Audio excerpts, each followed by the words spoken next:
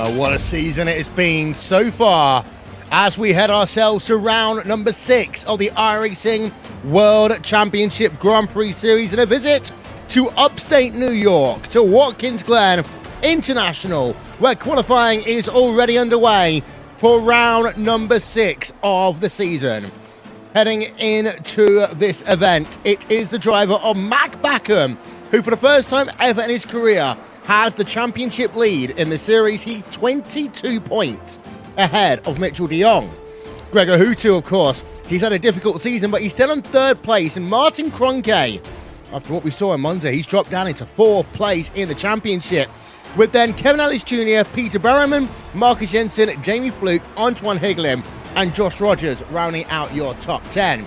Qualifying, as we say, is already underway. Drivers are beginning to get ready to put laps onto the board. There is so much to talk about.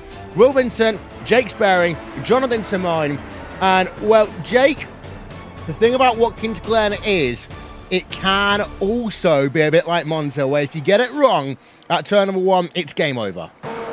You certainly can. There's quite a few circuits that do have that sort of threat, but you get that runoff area at turn 1, which you can use maybe to just get around that a little bit more, but it's not necessarily turn 1 wheel that causes the problem. More rather, Will, you see that bottleneck happening to turn number 2. That's more where we see the issues, the incidents, the problems, but today it's going to be about one thing and one thing early. And that's going to be, can anyone stop Gregor Hutu? I tell you why, he is unbeaten at Watkins Glen. Correct. Over the times we've had it in the iRacing World Championship Grand Prix Series, Hutu has always won here, be it in the IR05 or be it in the Williams. Mac Backham, well, yeah, set a time. He does set a time, sorry. He's 2nd place right now as we have a look back to the driver of Peter Berriman. And one thing about this track is, Johnny, is to say, every corner has some form of camber change or some form of gradient change within it. You go up, you go down. The curbs, you can abuse some of them. The one at turn 1 will be abused more than any other. You get the curbing wrong, we know that people can end up losing their race in a heartbeat, as Berriman's very twitchy through turn number 9. Yeah, here we are. We watch Peter Berriman. Final few corners. This is the tough one, this final one, the right-hander. It's so easy to drift into the barrier. He will cross the line and set a 1 minute 17.5. So 8 this round. They said they're not too confident. They don't have that pole position pace that they had at Monza, but they think Peter Berriman is the dark horse out of their team. But with that qualifying time, he's going to be nowhere near the top. Josh Rogers is currently in 2nd place in terms of qualifying. He's going out on his 2nd run. That Burst eSports car is looking very strong as it stands right now. Just having a look, Jake, at a couple of other things as well. You've got yourselves Gregor Hutu on to the final corner. He is about then to work himself past the start-finish line, and he is going to do himself the start now of a lap. And that's what I mean, that turn number 1 curb. You can really abuse it, but I've seen so many times drivers get themselves all 4 wheels onto that curb, and then basically the car bottoms out. Yeah, it's so easy to do. You have to commit to that curb. You either go straight back over it at 45 degrees. You can't be half-hearted with this course. It was very wide through turn number 1. We were trying to use all of the circuit. It's sort of like you can use that much to help you, but you have to jut back into line to avoid an incident point when you clip the grass coming off of the exit. You have to be careful of that. Through the chute then, he comes along and looking towards the toe of the boot, the mid-stage of the lap. Arguably the most difficult stage of the lap because it's ever-decreasing radii. It is always about slowing it down, speeding it back up again, and this big charge now up the hill to the heel. Yeah, as we continue to ride on board of him as he goes up to turn number 8 on track right now. And he's now just got himself 3 more corners to go. First one, this very difficult left-hander at turn number 9. We'll talk about that one because it can be a nightmare for drivers in any car. Piatella moves himself up into 2nd place in qualifying for the time being. Rogers is remaining in 3rd, Antoine Higlin in 4th. Gregor Hutu runs it wide off the final corner towards the start-finish line, and it's going to be 1:17.118. He goes 2nd for the time being then. Berriman, let's see what he can do right now, Johnny. Good lap there by Gregor Hutu in terms of qualifying, but we do know that Piatella, Kroenke, Rogers can sometimes go faster on their 2nd lap. Yeah, have a look at Mitchell de Jong though across the line. He's into pole position. He had pole here a couple of years ago, the last time we're at Watkins Glen, so he's looking to repeat that. He didn't have the race win though. That went to Gregor Hutu, who is an absolute demon, isn't he, at Watkins Glen? Peter Berryman here, he's on his out lap. He's heading to turn 9. Here's the uphill braking zone, the left-hander. Cool those tires. The track temp now 30 degrees in qualifying. Now that can change for the race, and strategies later on will be a big question here today because we haven't been here in a couple of years. The tires have changed quite a bit this season. He's Peter Berryman though, and he's going to begin his lap quite unscathed. Good run out of the final corner, and he's looking to climb his way into the top 10. Yeah, indeed. So Berryman currently in 11th place. Rogers moved himself up into 3rd place with that second lap. So Hutu's now down to 4th. Championship leader Matt Backham, only P number 7 right now, Jake.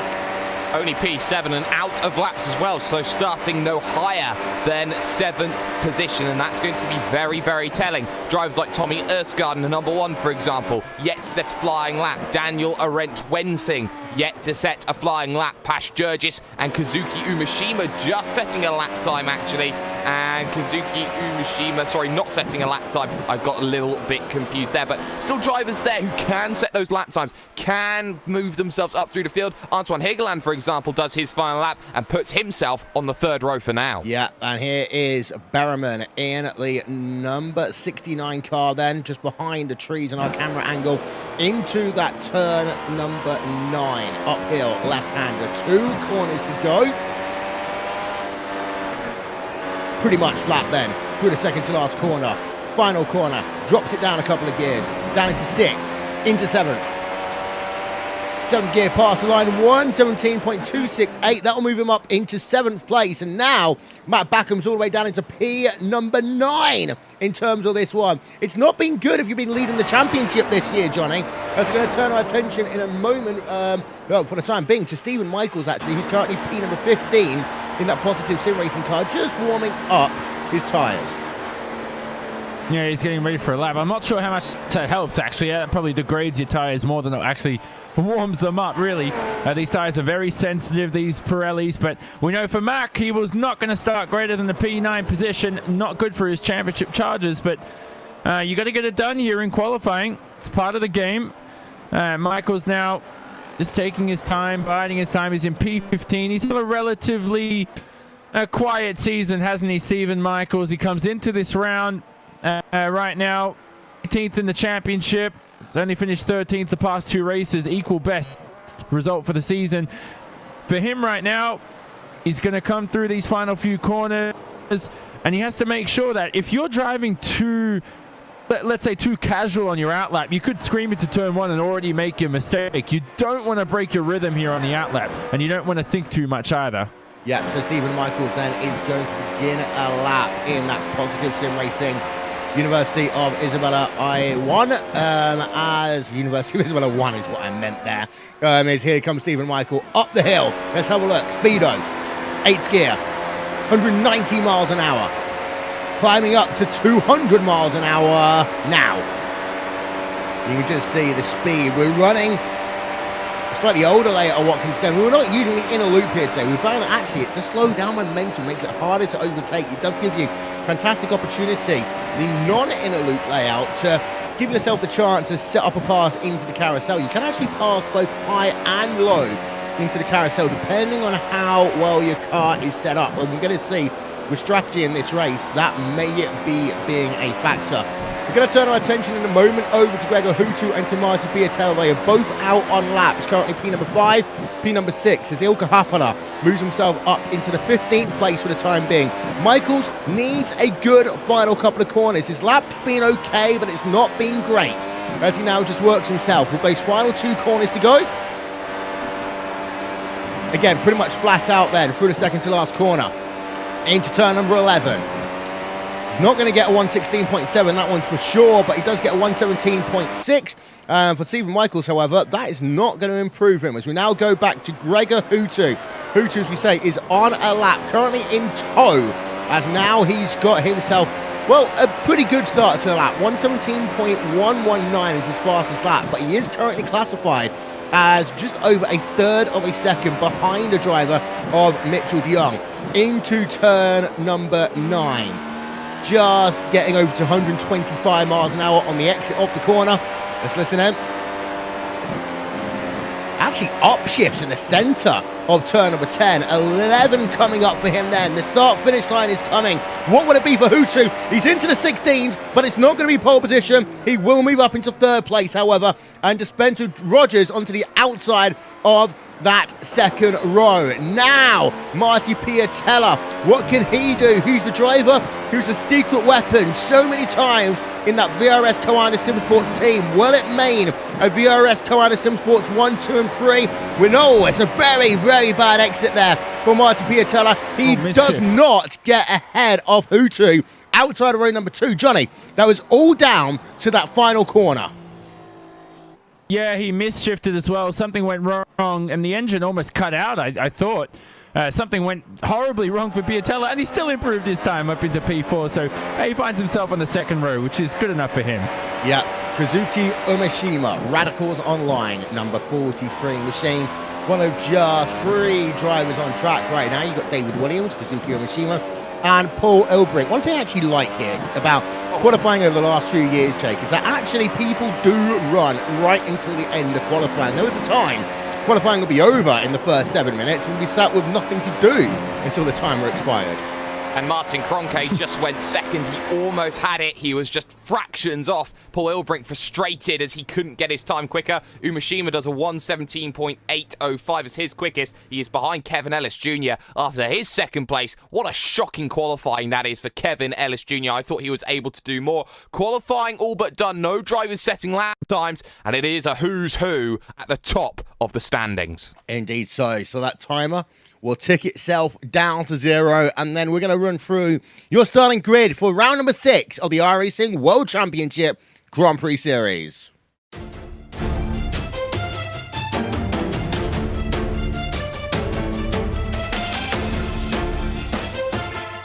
Mitchell de Jong, VRS Koanda Simsport. He's currently riding high in second in the championship, and he said that this is probably going to be his best year ever for a championship, and what you need to do in June is get results, and that is what de Jong has done, holding off teammate Martin Kroenke, who of course had that miserable race, a self-inflicted crash at Monza. But Kroenke in second place, bouncing back well. That means it's a VRS Koanda Simsport front row lockout. Gregor Hutu on the inside of row number 2. It's an all-finished second row, actually, because we've got yourself then Koanda Simsports Marty Piatella on the outside of that second row, with Joshua Rogers and Marcus Jensen making it a burst eSports row number 3. Back to row number 4, it's Antoine Hegelin and Peter Berryman, with championship leader Mac Backham all the way down in P number 9. And get this, over half a second back from his teammates de Jong and Martin Kroenke. Jamie Fluke rounds out your top 10 then for Apex Racing UK. As we go then towards the mid part of your grid, and it's Yuta Saito, the highest placed Radicals Online driver, who is in P number 11, with Freak Shawhorse then for Team Redline in 12th. He's the second fastest Team Redline driver. Mark Sloaner in 13th place for Hicksonveld Core Motorsport, with Yalvaz and Ilka Harpala, 2 teammates then, together on the grid, P number 14 and P number 15. David Williams and Tommy Erskard then, the third wave of Koanda drivers. They are P number 16 and 17 in your field here today, with Dion Verges, Balis Remniak and Pash Gergis rounding out your top 20. Note that we've got your top 20 drivers within 8.5 tenths of a second of pole position. So it's been a close field here today. We're going to talk about that one in a moment. Stephen Michaels, P number 21, and Kevin Ellis Jr., disappointing qualifying for him, all the way down in 22nd. Kazuki Umeshima then in 23rd place, with Daniel Bieder 24th, and then you've got 4 Radicals Online drivers in the last 5 places in your field. Mo Garfilo, Daniel Arndt-Wensing, Michael Partington, and Paul Elbrink. In the middle of that, you got yourself Ricardo Orozco. He's in P number 27. 29 drivers have qualified for this event here today. We're going to talk about what it means in terms of the championship as we get closer to the midway point of the season after this. You're watching RaceSpotTV on iRacing Live.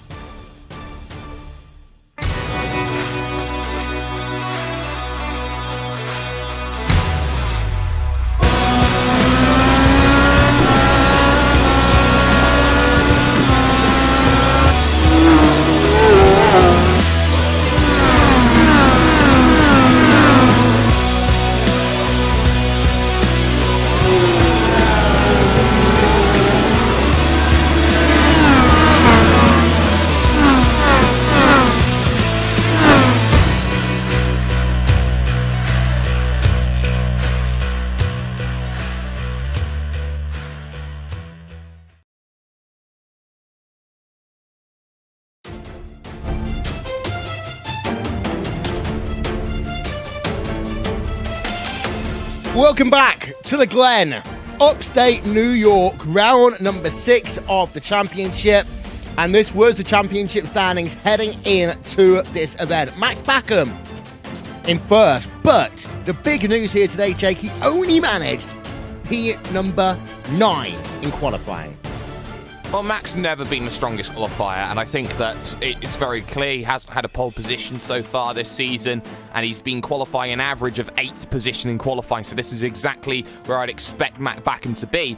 The way that Mac Backham's got to the lead of the championship, though, has been marauding drives through the field, a little bit of fortune with drivers running into troubles, but Mac Backham definitely can make positions in the race. He knows how to make positions off the start, and I think that for Mac Backham, he knows he's got work to do. De Jong and Kroenke, they're going to race their race, as is Gregor Hutu. When all your rivals are 1, 2, and 3, and you're 9th, that's going to be a little bit of a downer.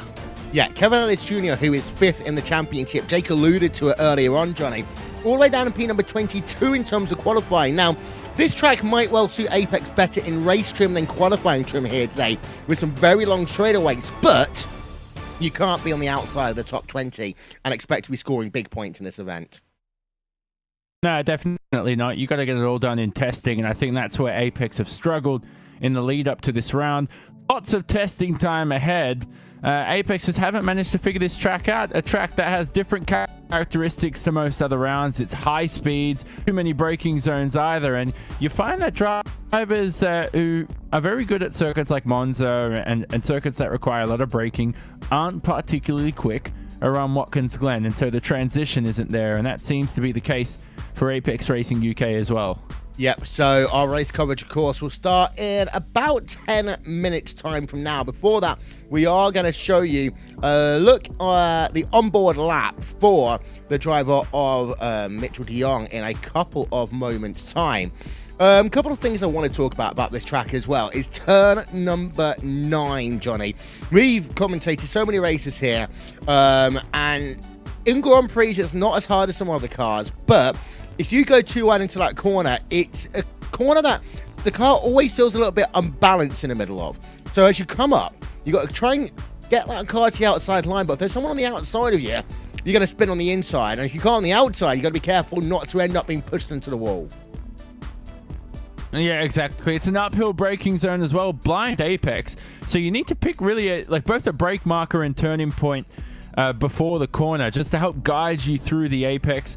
Don't touch the inside curb there, of course, as well. It will place the car off balance, and like Will says, it's very difficult going alongside somebody into there. And that whole section as well, the corners slow down one after the other progressively, and I think that gets drivers into a little bit of a rhythm at this circuit. And I think the left-hander there, though, most importantly, as I said, just don't touch the inside curb, because that's where you can get caught out sometimes. You turn in too well, and then that can send you off balance, and it could end a couple of races here today, especially on the opening lap when all the traffic comes through.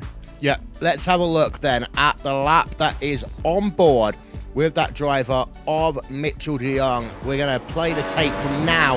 The reason why we do so here is because she set up the lap early, and it's in that second to last corner. You need a good run off the final corner to come in towards turn number 1 with a huge head of steam. Here is turn number 1. You see, it dips a little bit off camber. Run all the way wide, almost touching the grass, but it does just graze the grass as up the S's there. And comes Mitchell de Jong. Then you're flat out. 8th gear. 11,600, 700, 800, 900 RPM as you come down in towards the carousel. Use that curb. He doesn't actually use that curb. He does a double dab, actually, of the steering wheel there. So I think that de Jong might have had more to give, because that was a small mistake there as he worked through the carousel. Now, into the boot section. Toe. Run that little strip of asphalt. Settle the car down nicely. It's not an exit curve there, so you've got to be more careful compared to other places. Now turn number 8, hill corner. Again, use the asphalt strip. You can run the curb on the exit here, and then the aforementioned turn number 9. Grab that asphalt strip. The curb, again, not really influential as you come now into 10. Flat out. Downshifting low de Jong just to help the car turn around. Final corner. And, well, Jake, he only needed 1 lap for that pole position. So some real confidence then for Mitchell de Jong.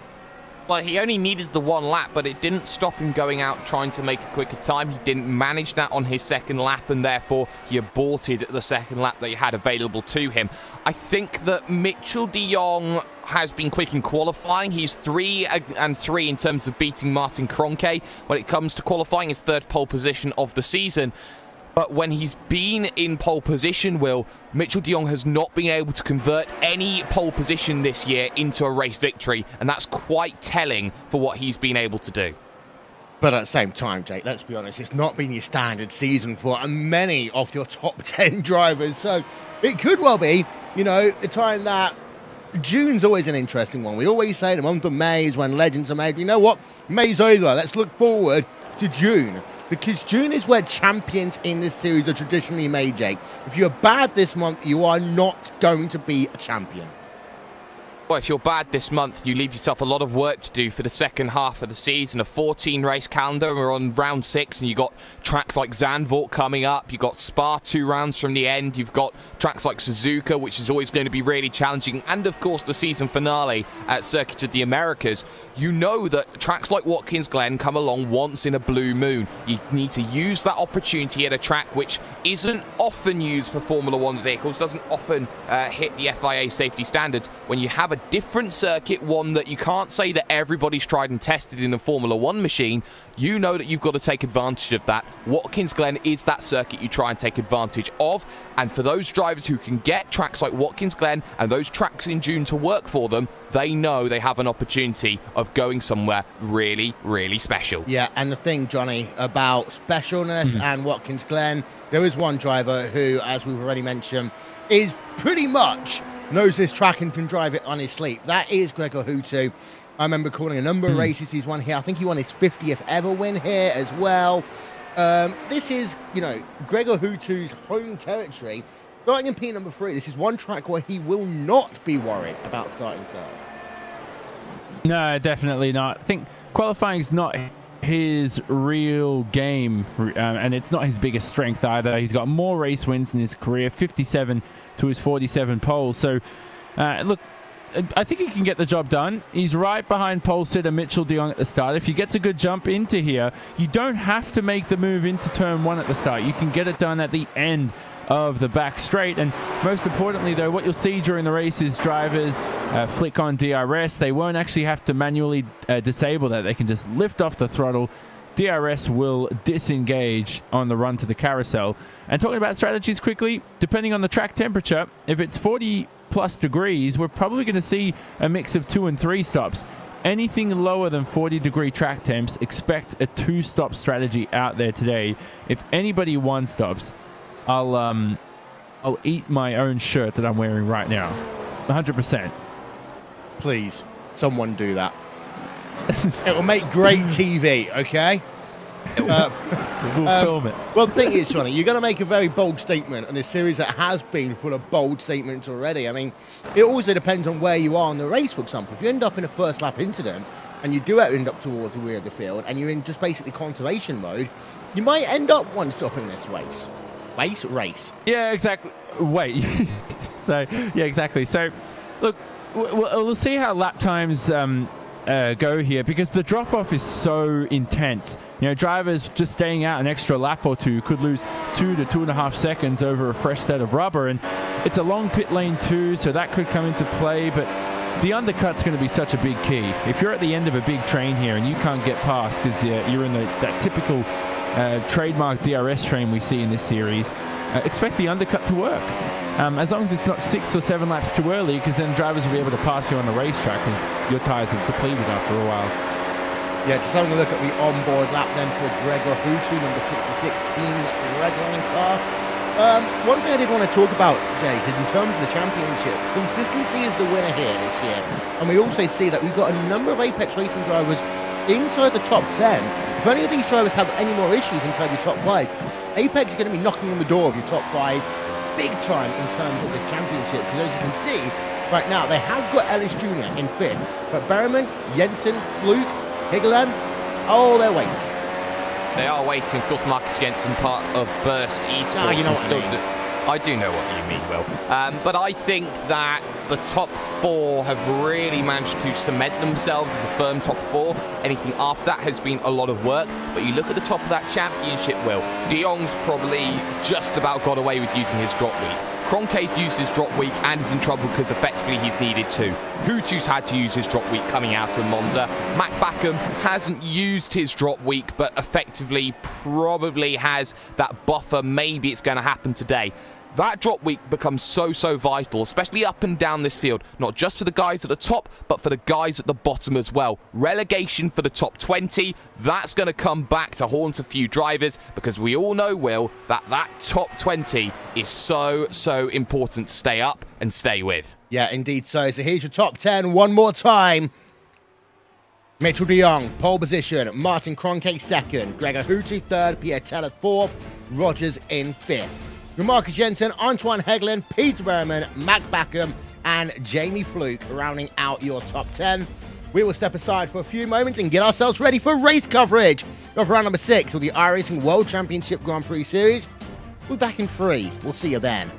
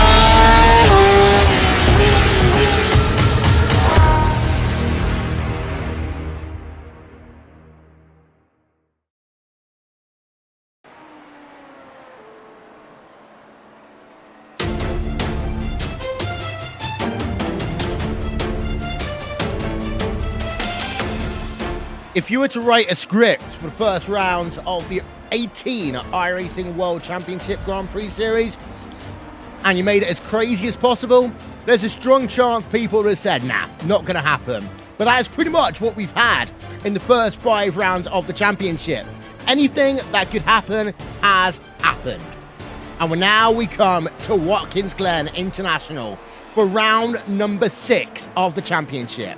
Welcome to the iRacing World Championship Grand Prix Series, and welcome to upstate New York, as it's Will Vincent along with Jake Sperry and Jonathan Simon here on YouTube Gaming, Twitch TV, and on Facebook Live. 11 corners around this racetrack, 56 laps is what we're going to be racing for today. That equates to 304.6 kilometers around a track that has been actually a part of the World Championship Grand Prix Series for a number of years. It's 89 degrees Fahrenheit right now, and it's humid, but it's cloudy, with wind speeds of 14 miles an hour. We want to give a shout out, of course, to Islam Balau, TrackCams22.com, Andreas Warner and Warner Design, Simon Grossman, Apptioneering.com, and Nick Disson for RaceSpotTV, live timing and scoring. The championship heading into this event. Matt Backham leading by 22 points over Mitchell de Jong. Gregor Hutu in third. Backham today starts P number 9. Mitchell de Jong starts on pole position. Gregor Hutu, he starts in third, with fourth place Martin Kroenke starting in second, and Kevin Ellis Jr. all the way outside of your top 20.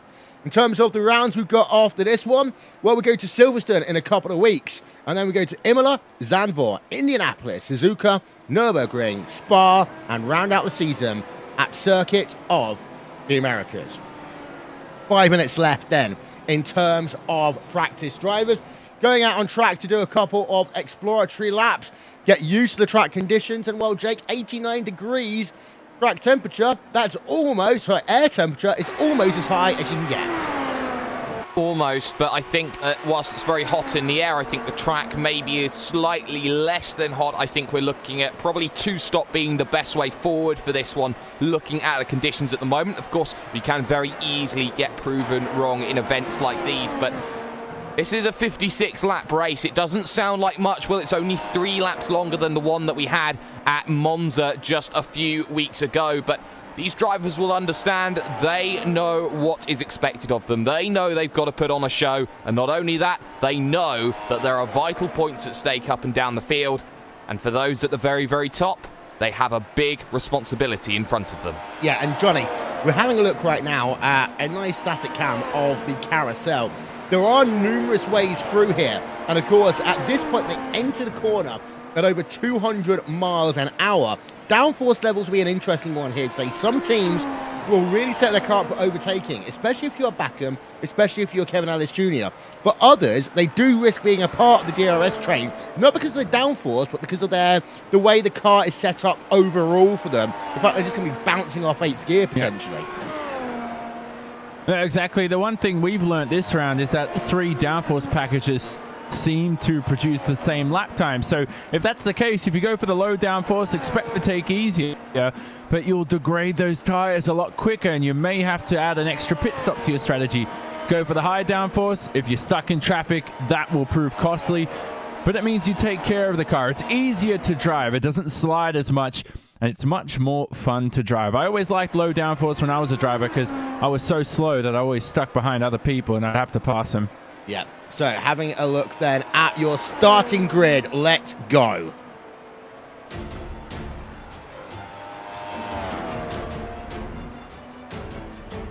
Actually, we can't do that just yet.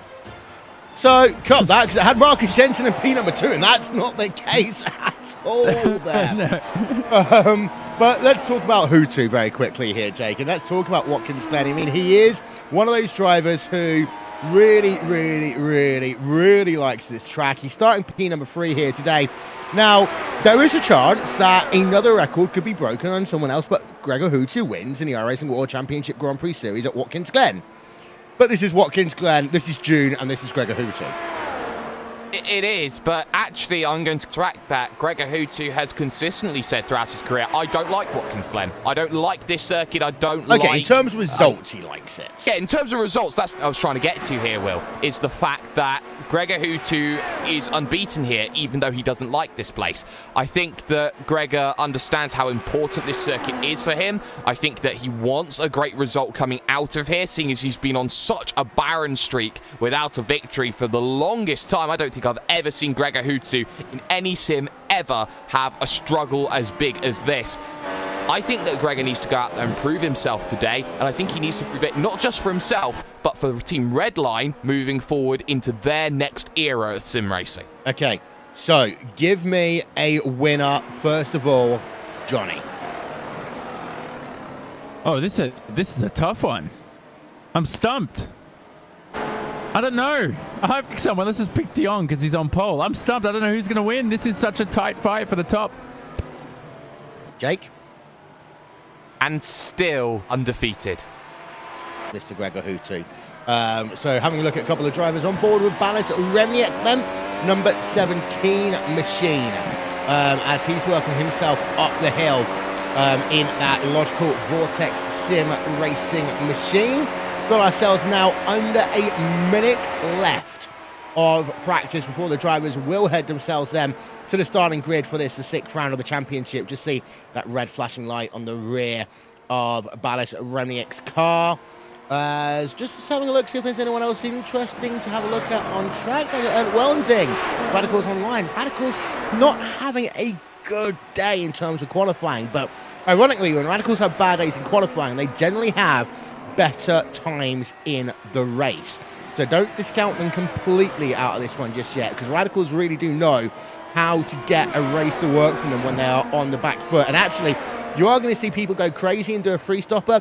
Radicals could well be one of these teams, so just throw a curveball in and see what will happen. Practice is over. And now we can have a look at your starting grid for this event. And out front, it is going to be the driver of Mitchell de Jong. Alongside him on that front row of the grid, we are going to have ourselves the driver of Antoine Hegelin in 3rd and Mac Backham in P number 4. Right, just give us one moment there, ladies and gentlemen. There we are. Rest of qualifying is going to come through very quickly on your screens. Ellis Jr., Frank Shawhorse, David Williams, and Ballas Remniak. Pash Gergis, Moritz Lohner, Ilka Hapara, and Kazuki Umashima. Round you out to your top 12, 29 drivers in the field here today, and they are almost ready to go racing. In this, the 6th round of the iRacing World Championship Grand Prix Series on YouTube Gaming, Facebook Live, and on Twitch TV. There's a look at the driver out front, and there's a look at the drivers on the grid. They are almost ready to go racing, and this one, it may well be chaotic in towards turn number 1. Those lights now go red on top of the iRacing gantry, and they're going to go green. We're going to go racing, and it's a good start then by Gregor Hutu in 3rd as they come down in towards turn number 1. Hutu potentially looking for 2nd place as they work themselves through turn number 1 for the first time. Drivers fanning it all the way out. Hutu could not do anything just yet, but he's really on the charge as they work themselves up the hill then. On this first lap, he's been trying to get past Martin Kroenke. He had a fantastic start, but now we're into that train, the draft block train, and Hutu going to try and look down to the ultra inside. He's going to be able to get past. No, he's not going to be able to get past Martin Kroenke, and they're all bunched up at the front. Fantastic racing all the way through your field here. What a start we've had to this event, as now it looks as though Hutu is indeed up into 2nd place. So Hutu leads is in 2nd place, but it's still Mitchell de Jong who leads right now. What a start we've just had. As having a look through, we've had all drivers pretty much survive lap number 1, the first couple of corners at the very, very least in that one. Johnny, that was a fantastic battle between 3 of the best open wheel racers on the planet right now. Yeah, they came so close at the exit of the carousel, did Hutu and Kroenke had to concede the position. So now they're in a good little scrap here. They can't let de Jong break away, though, in this first stint. Look for them. If they can stretch until lap 18 on this first stint, they're definitely 2-stopping. But have a look at Josh Rogers right behind in P4. Brilliant start from him, climbing ahead of Marty Piatella, and he could also find himself onto the podium today. Yeah, Josh Rogers has had a fantastic season in terms of getting people to know what that burst eSports car is all about. So right on board of him. Live timing and scoring, by the way, is now available. Visit RaceSpotTV /timing for that one if you want to keep up to date with everything happening over the course of this event. Having a look at Mac Backham, by the way, he is still in P number 9, Jake. So nothing happening for the driver on Mac Backham at the start of this one. No, he started falling back, battling with Jamie Fluke. He's now got to work against Antoine Higgeland, who had the most shocking start I have ever seen. It was the most un-Apex Racing start ever, as he now looks to attack Marcus Jensen. Jensen going defensive now to the heel of the boot. Another overtaking opportunity on the brakes around the outside. Very difficult to make that work, so he's probably going to try an up and under attempt here. But again, stuck on the outside for the off-camber turn number 9. Not able to get the run that he wants. And suddenly behind, I believe that is Mac Backham waiting in the wings. In fact, it was Berryman looking to attack Marcus Jensen just in front. My mistake, but you're already seeing though just how difficult it is to make a move. Yeah, Backham's actually fallen now down into 10th place as Berryman is now up a position. Sorry, I take that back. Backham is in P number 9 as it stands right now. Timing and scoring just had a little bit of a glitch going on as Daniel Bieder is classified as out of this event. We've got ourselves Ballas and Remniak all the way down at the rear part of the field as well. There's an incident between the two of them. Just having a look a little bit further back at other drivers. Kevin Ellis Jr. is up 5 places in the start of this event. We go on board of him, and there's the speedo. DRS is now enabled in this event. 205 miles an hour. Kevin Ellis Jr. had no way of getting past into the carousel, Johnny. Yeah, so he'll let go of the throttle. DRS would automatically close itself to do that manually, because normally what you see at the end of DRS zones is a huge braking zone. The carousel, though, lift throttle, ease the car into the corner. Kevin Ellis Jr. has a few more cars to pick off here. In front of him right now is that number 20, Moritz Lochner. Can he find his way? This isn't really an overtaking spot, but it is still possible. Into this very tight right-hander here, turn number 8. They'll head to 9 in a second.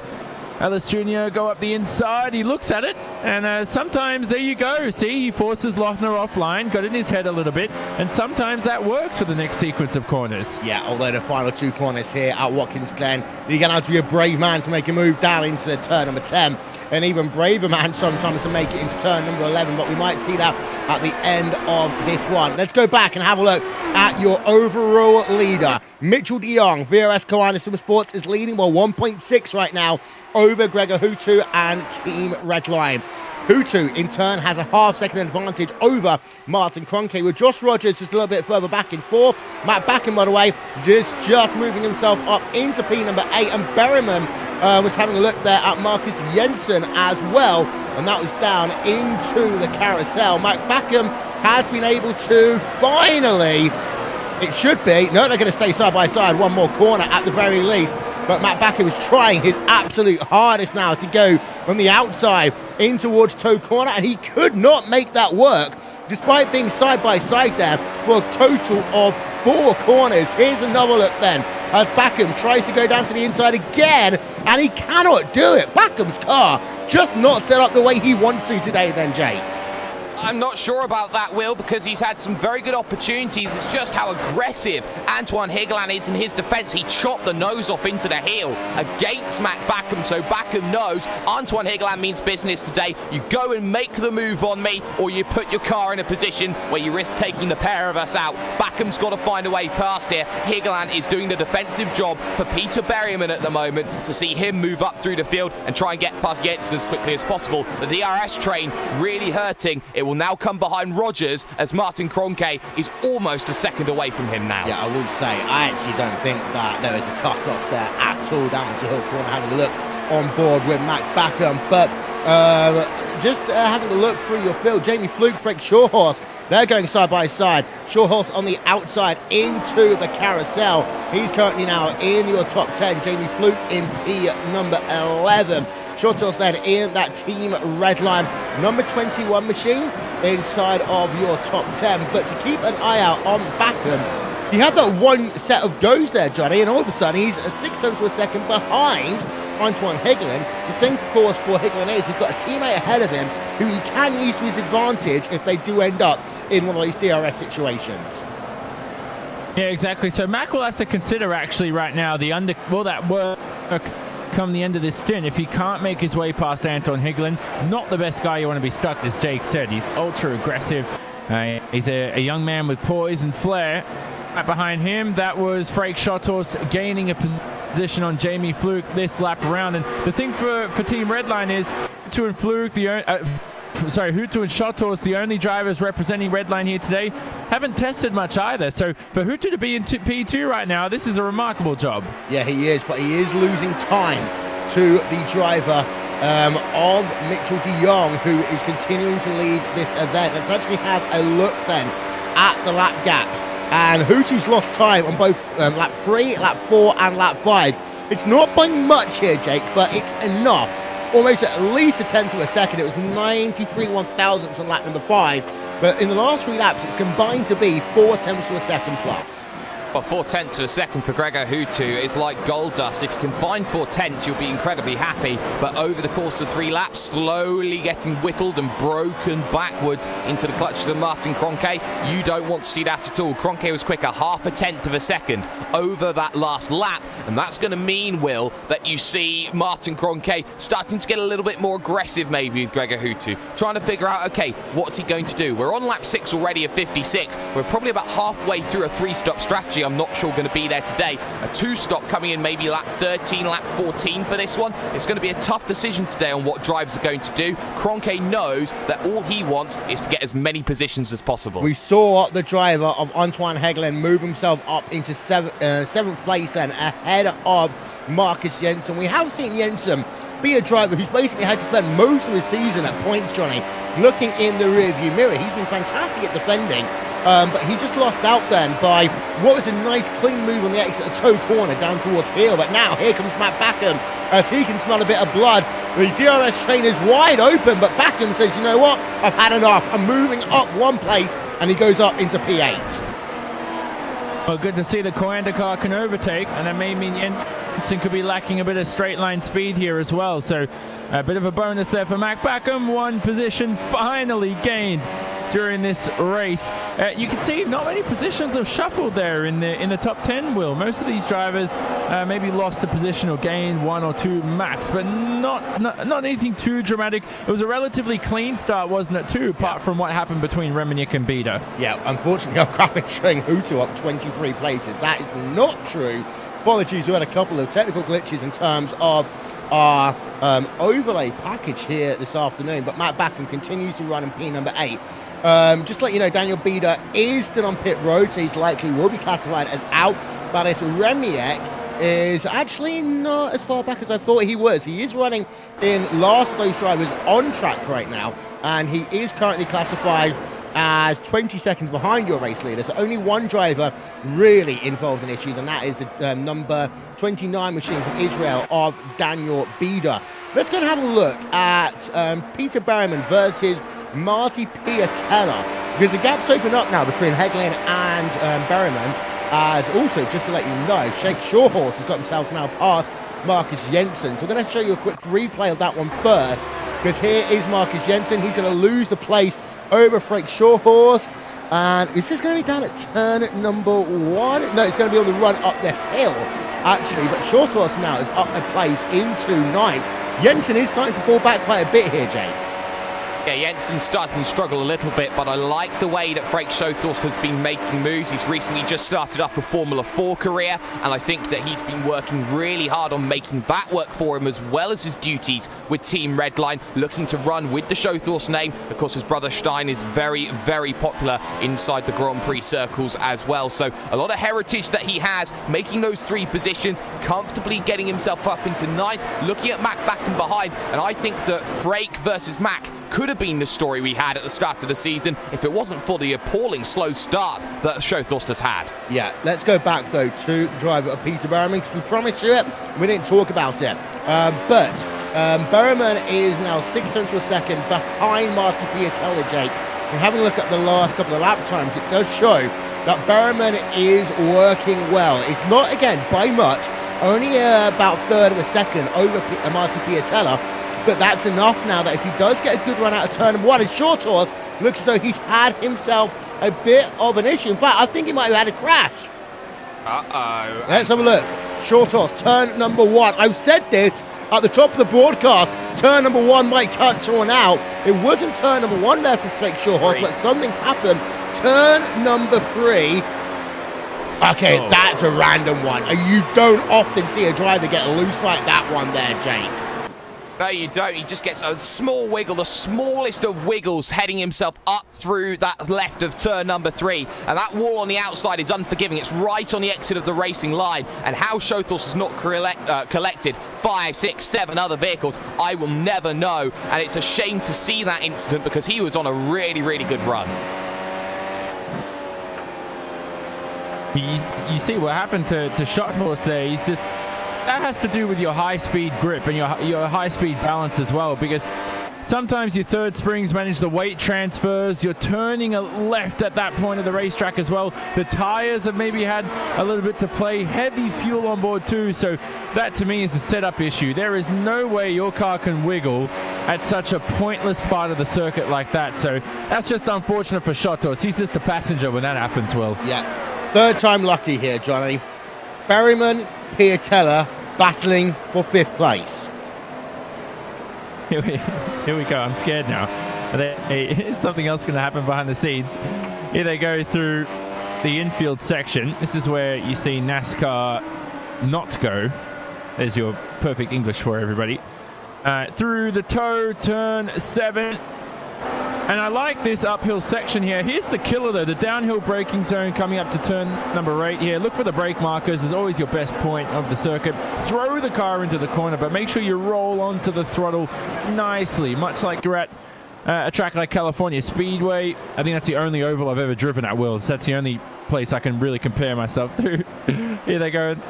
Final couple of corners. What can Berryman do? He seems to be setting up Piatella well here. He takes a bit of a tight line through this right-hander. Dirty air, and look at Piatella. A mistake there. All that does is give you confidence as Peter Berryman in the cockpit. And all that's in your mind is saying that this driver now is under pressure from me and I have the upper hand. Yeah, he should actually get a very good run here as they work up through the S's. Turn 2, turn 3. As over 200 miles an hour. It's going to be easy there for Peter Berryman. Doesn't even need to worry about it as he goes up to 211 miles an hour. Makes it work nicely then. Up into P5 for Peter Berryman. Let's check in on Kevin Ellis Jr. He's also behind a co-handler driver right now, Johnny. And he's in P number 13, putting pressure on David Williams. And he's now a total of 9 places up from where he started. Yeah, Williams as well, another driver doesn't seem too confident this round. I think he wanted to improve his qualifying performances. P16, not where he wanted to start, but it's not entirely terrible. Now he's got Kevin Ellis Jr., who seems to be unlocking some secret race pace, taking some of Bugs Bunny's special stuff probably during the break between qualifying and the race. And again, you can't overtake through this section of the racetrack. You just wait patiently behind. We're coming up to those first pit stops, aren't we, though, Will? If anybody pits around lap 14, that says 3-stop. Yeah. And as we said, if you stretch it up to lap 18, that's definitely a 2-stop. There's no point stretching your first into lap 18 and then deciding to 3-stop. Yeah, having a look back at Mitchell de Jong then. Just having a look at the lap gaps. And actually, Hutu has gained the last 3 laps. And there's always that saying we say, Jake, that the last third of a stint, if your name is Gregor Hutu, there is no one better in the history of this series. Hutu is starting to really put the pressure on right now. I like this. Hutu is charging.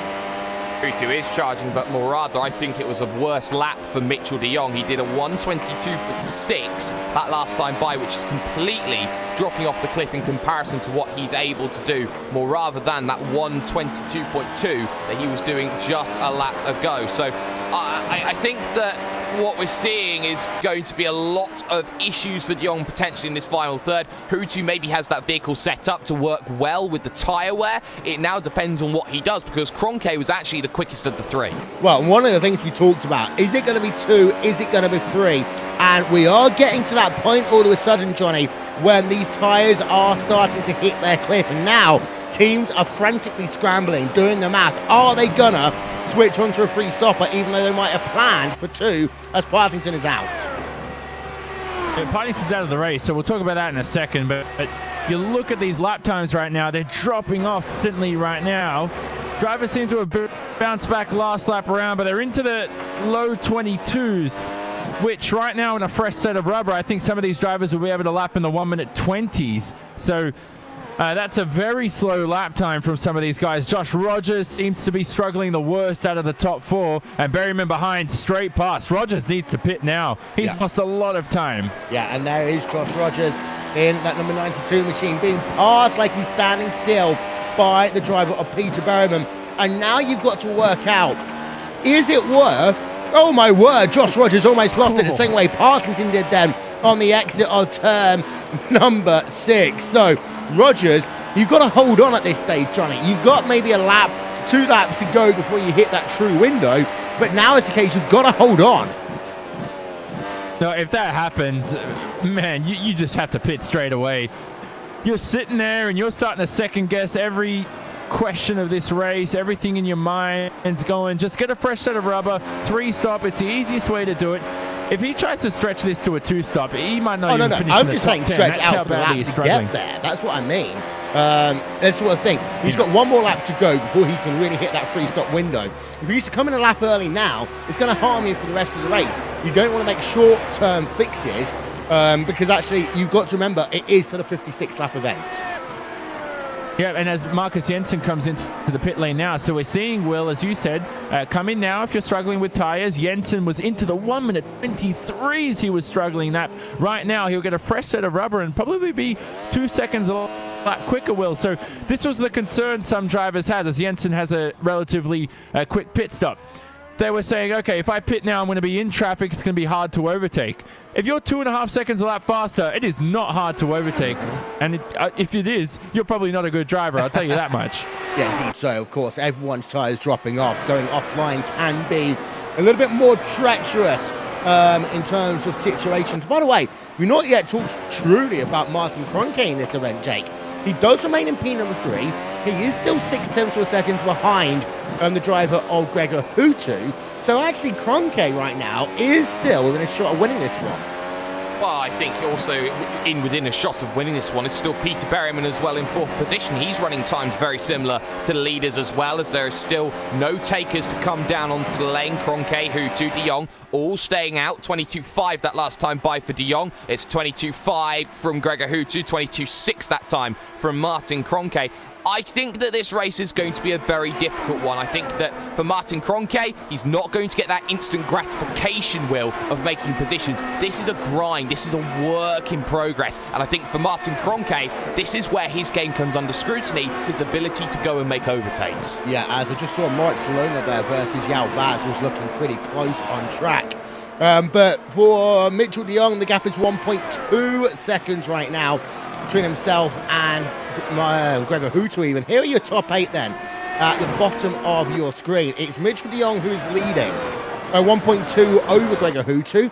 Then it's Martin Kroenke in 3rd, a further 6 tenths back. Now, Berryman is currently 5.4 seconds behind your race leader, with Josh Rogers in 5th, Mac Backham now up into P number 6.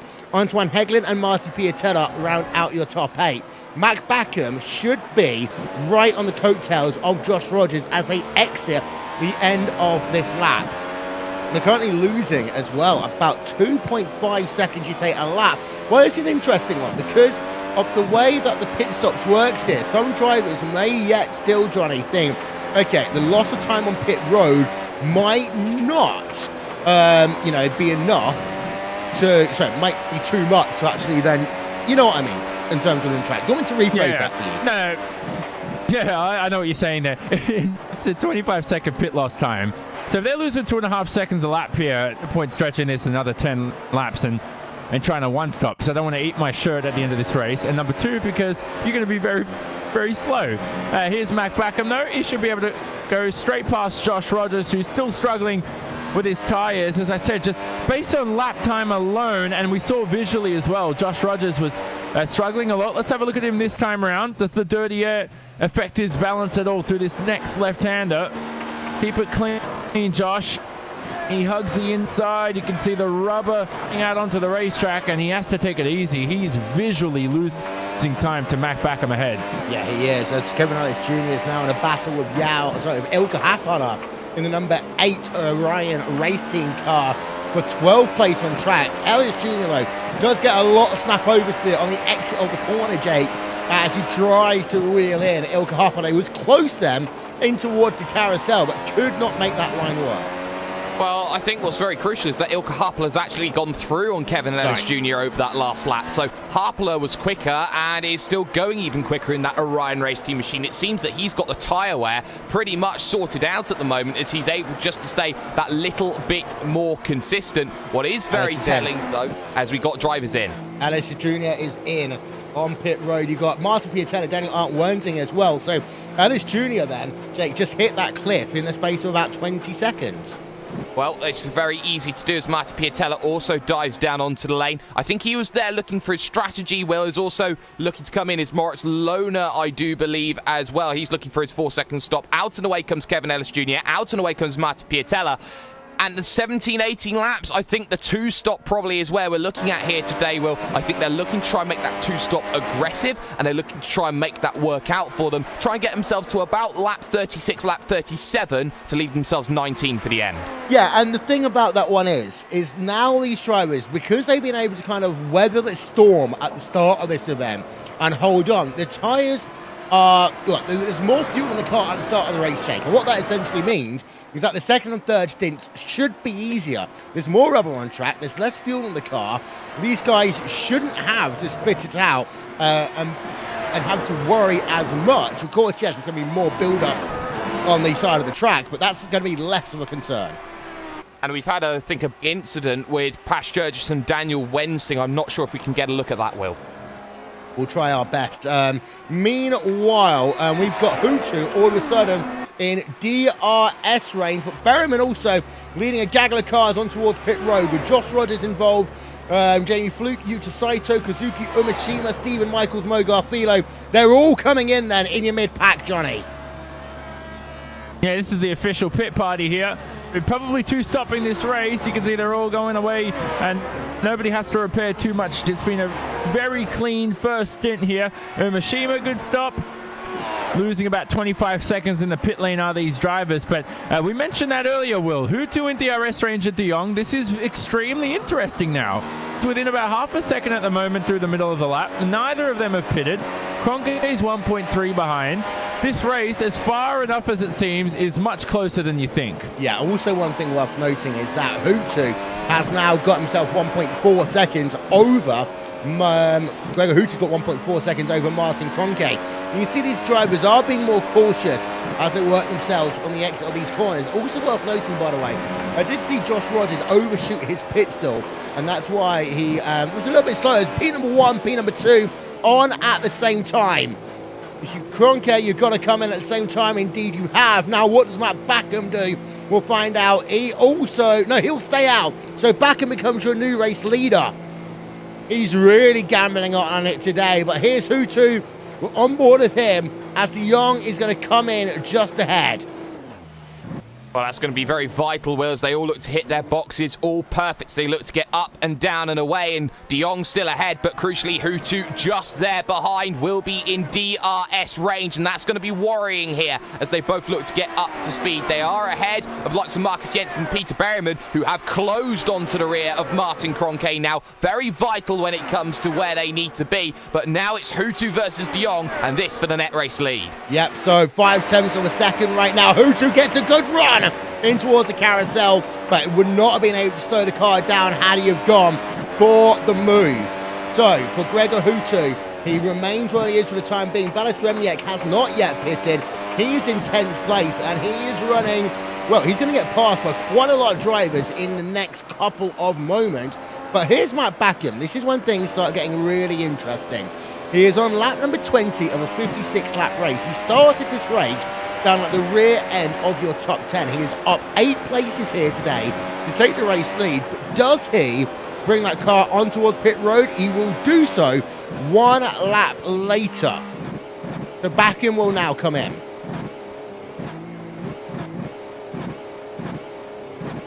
And he slows it down.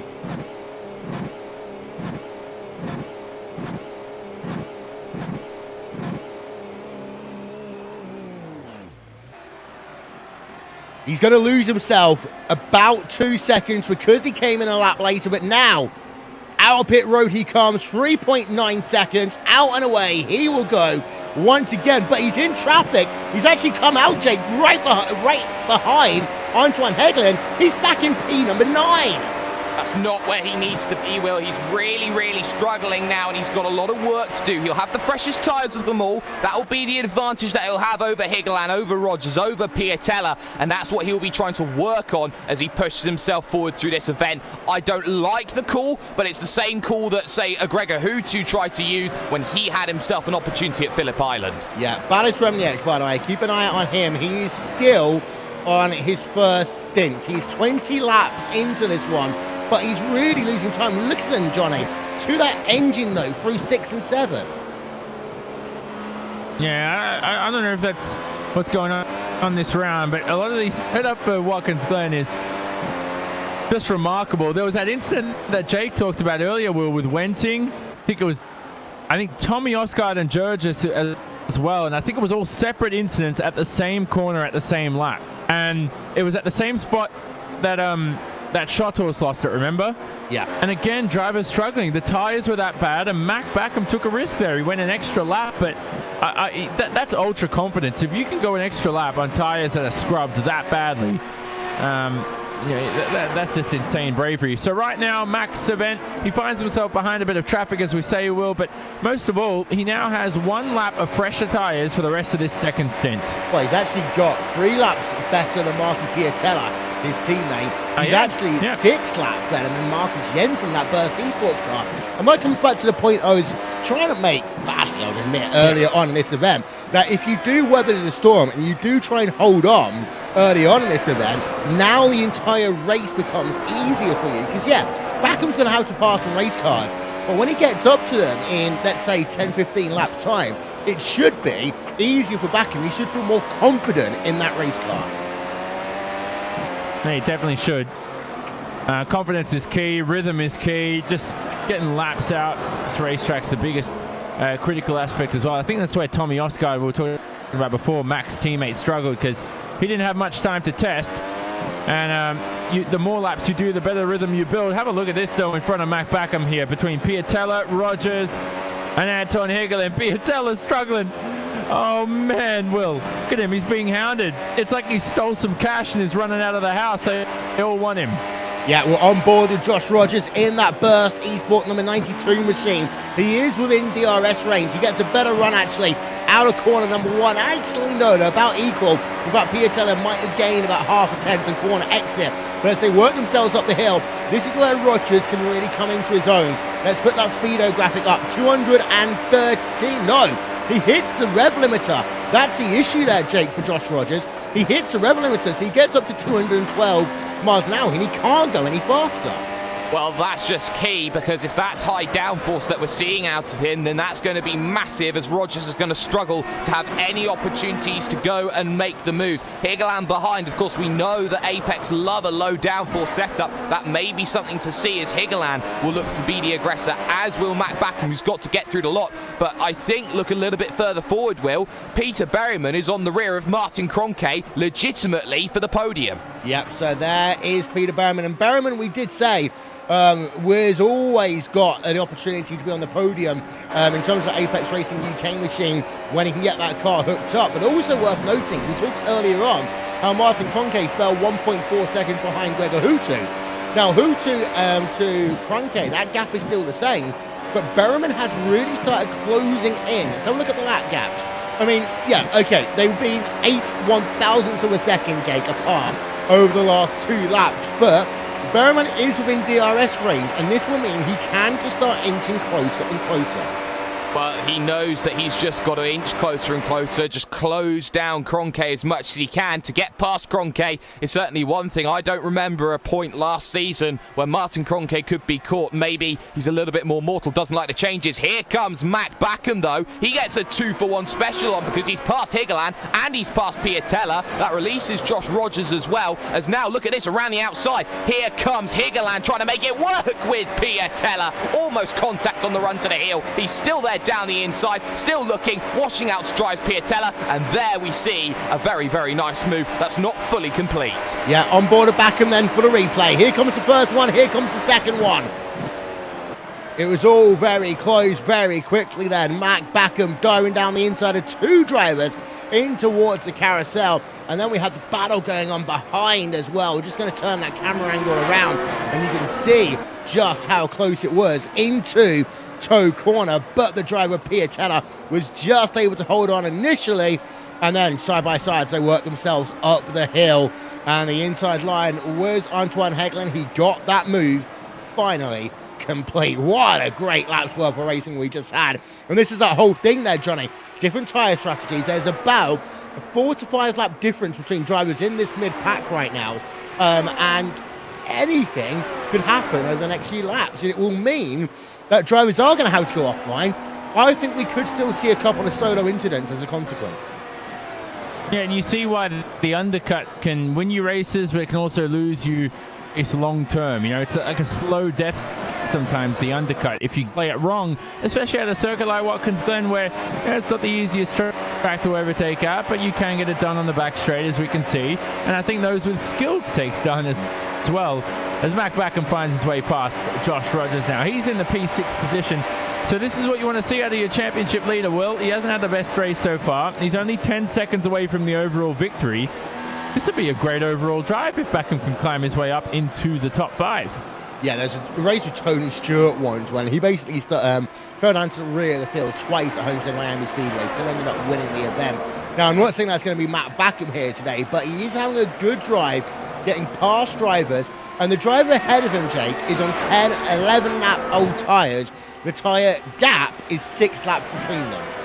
6 laps between them. Look at the times. It was a 21.2 from Mac Backham against a 22.6 from Marcus Jensen. That's 1.4 seconds over the course of that last lap. The gap down to 9/10 of a second.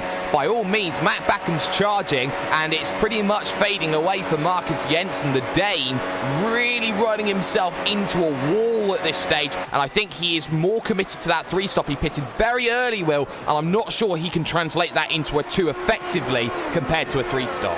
Yeah. Gap is currently 6 tenths of a second then between Martin Conke and Peter Berriman. It's come down by about 2 tenths of a second since the last time we talked about it. Go back on board then with Matt Backham, championship leader, number 16 machine. And there you can see just how fast he is gaining as we are at number 25 now of 56 in the 6th round of the iRacing World Championship Grand Prix Series.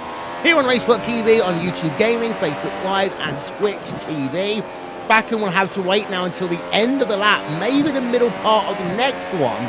And this is where it becomes important, timing of moves when you are on newer tyres compared to others. A brave man will try and do it in turn of 1 from that far back.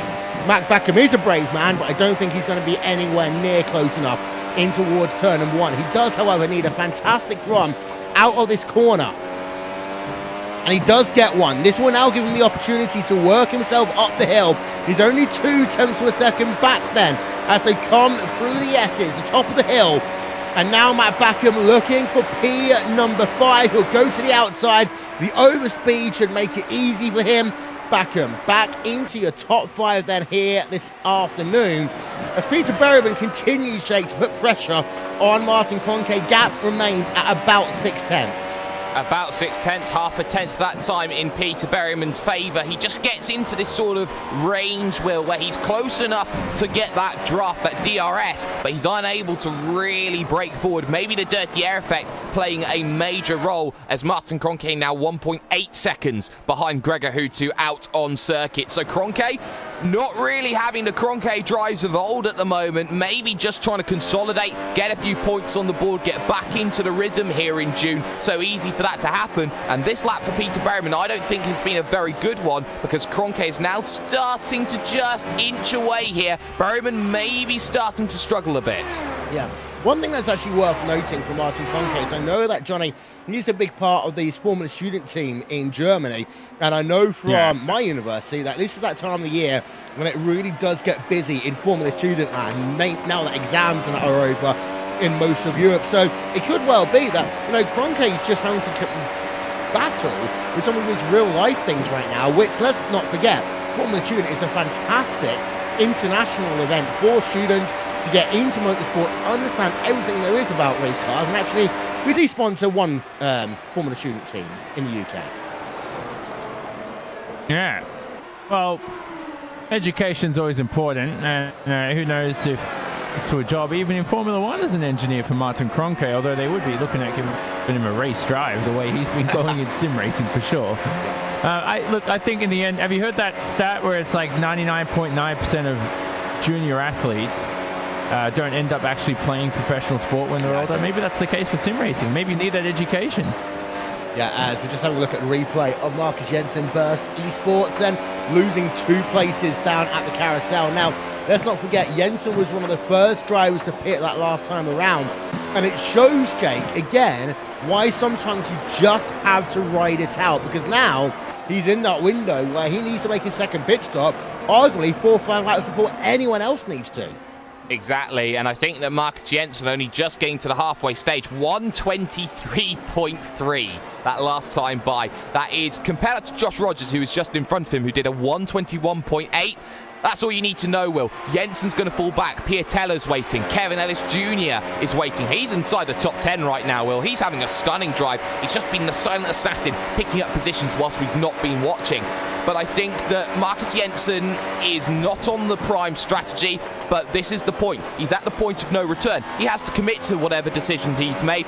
He went early to dive down onto the lane. That puts him in trouble, and only he can get him out of it. Yeah, people out of this event, by the way. David Williams is out. We didn't see what happened with him on that one, but it's just after he made himself a pit stop. Daniel Arndt Wensing is out, but he's involved in an incident together. Tommy Erskard out this event, past Gergis, like a parting turn. We saw Frank Shawhorst the Tools earlier on having a solo car issue up at turn number 3, and Daniel Bieder out of this event earlier on here today. Berman has now fallen back from Martin Kroenke. Not by much, but by about 4 tenths of a second, Johnny. Yeah, exactly. These gaps are so critical, though, between all these drivers. You know, if you're within DRS range, though, especially come pit stop time, it always puts a bit of pressure on the driver, because those pit stops, well, I don't want to talk about the next set of pit stops anyway, but they're going to come around lap 37 onwards towards the end of the event, if you can get that 20-lap stint done for that final stint. But if you can stay within DRS range, maybe even do the opposite of the driver ahead. That's why these close gaps between all these drivers, as you mentioned there as well, there are a lot of close gaps in the top 10. Yeah, and of course the tyre drop-off will be potentially bigger on this second one as well. Battle for P number 6, Jake, right now. Josh Rogers, Antoine Hagelin. We had a quick look at this a moment ago, but Antoine Hagelin putting the pressure on Josh Rogers last time by, separated by 3 1,000ths of a second in terms of their lap times. Well, that just shows you how much they are pushing against each other right now. Josh Rogers does not have any DRS to help him. He's trying to go on raw pace alone. Antoine Higeland following every step of the way, half a second behind when they last crossed the line. But that looks maybe a little bit closer at the moment as they head through the heel of the boot, turn 8. Looking for turn number 9, this very difficult left-hander up the hill. Unable to really get close enough for now, but they're always setting up in this stage, Will. This track is very momentum-based. You're always looking to try and set up for the prime overtaking opportunity. It's about slingshots here. It's not about technical ability. Yeah, so complete another lap, Antoine Hagelin. Let's get a look at the lap times then very quickly. For Antoine Hagelin that last time by, okay, he did lose 39 1,000ths of a second, but Johnny, he is in that DRS range. He is in that dirty air. The lap times are close enough that Hagelin, in my opinion, just needs to try and force Rogers into overdriving that car to basically force his tyres to hit that cliff. Yeah, exactly. He's more than experienced to do that too, Anton Higelin. He's been in the World Championship all the way since 2014. And so now he's getting closer and closer. Edges closer and closer through this next section. Rogers seems to get slower as the stint progresses. And you seem to want to do that when you analyze drivers. How are they in the first third of the stint, the middle part of the stint? And what about the final third? How do they react to it? It seems like Rogers in that second and third parts of the stints just isn't quick enough. But Higelin has to watch out here, Will. He had a slight moment there at the exit, and he has to make sure he doesn't bin it, trying to make it past a seamless car here in front of him. Yep, so there is Antoine Hagelin in the number 18 machine. We're actually going to ride a lap on board right now with that JCL Apex Racing UK machine. Give me some RaceSpotTV, good old fan immersion here from Watkins Glen International.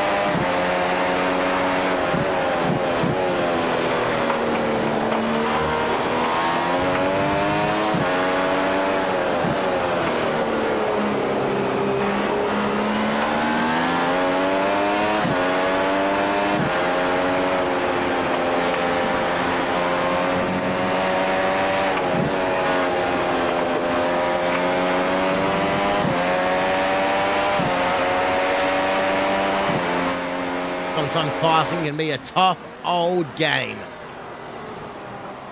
As we just have a look then at Antoine Hegelen going up the hill. For those of you wanting to know what that was in kilometers an hour, by the way, divide by 5, multiply by 8 in your head. Do it as quickly as Antoine Hegelen. Actually, he's got a good run right now over Rogers. He's going to move himself to the inside, and he will get that one done, complete. Hegelen up into P number 6 there, Jake. Yeah, easy move for Antoine Hegelen, and now he's got to work hard because it's a good 4 seconds. He's hemorrhaged now to Matt Backham, who is charging at the same pace, in fact quicker than the leaders. He was the fastest man over that last lap. A lot of work to do then for Antoine Hegelen. Got a couple of good little battles going on. We've seen Ilka Harpler actually just now get past Jamie Fluke, that one for 11th. Ilka Harpler having a very, very solid run. Maybe some nice form we're seeing from Harpler after a year, maybe even 2 years, running around the top 20. Yeah, indeed. So having a look at Martin Piatello as well versus Marcus Jensen. Seems to be that we're looking at a lot of Burst eSports cars right now, Johnny, but for all the wrong reasons this afternoon. Oh, they're going to manage the tyres, so it's part of your job. It's not always easy. There's a number of things you can do for that. Driving style is always the biggest one. Setup always helps as well. When I overdo it, we see a driver into the pit lane, Marcus Jensen. So again, Burst eSport with the tyres deciding and electing to pit early. This will be a 23-lap stint to end the race. And I think Marcus Jensen could fall like a fly come the end of this event. But the good thing is he will make up a few positions here if he finds himself in clean air, Will. Yep, as he comes into his pit box now. 4 seconds out and away. 27.1 seconds then in terms of time from end to end. Back out onto the track he will go. Once again, here, Johnny, we have a situation where De Jong, very good at the start of a run.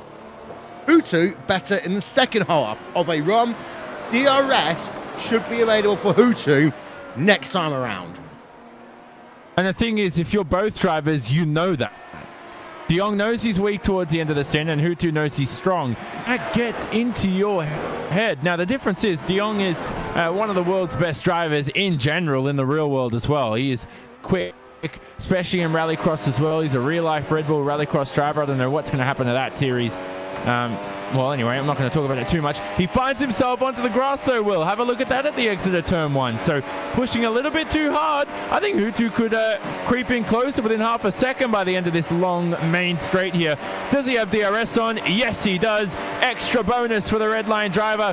Whoa, he's having a look as well. That's how confident the Finn is. But he bounces off that same rev limiter, 212 miles an hour there, Jake, is as fast as Hutu can go. I don't think he was looking quite for the move. I think he was just trying to get into the mirrors of Mitchell de Jong. He knew he was never going to be close enough to fully commit to a move, but he knows now he's on the rear of de Jong. He saw de Jong have a wiggle on the exit of turn number 1, force himself to run over the grass. This is enough, as though there is a wiggle for Gregor Hutu of his own coming out of the toe of the boot. So now Gregor Hutu trying to push maybe a little bit too much as they head into the right-hander at the heel of the boot. Hutu's got the advantage now. I think he wants track position here coming down to the lane. We saw how even they were when Hutu was just behind. Yeah, as we go back on board then with Hutu. Don't forget, RaceSpotTV /timing for live timing and scoring all through this race. Exit, final corner. Gregor Hutu, gap at the line is 0.6 of a second.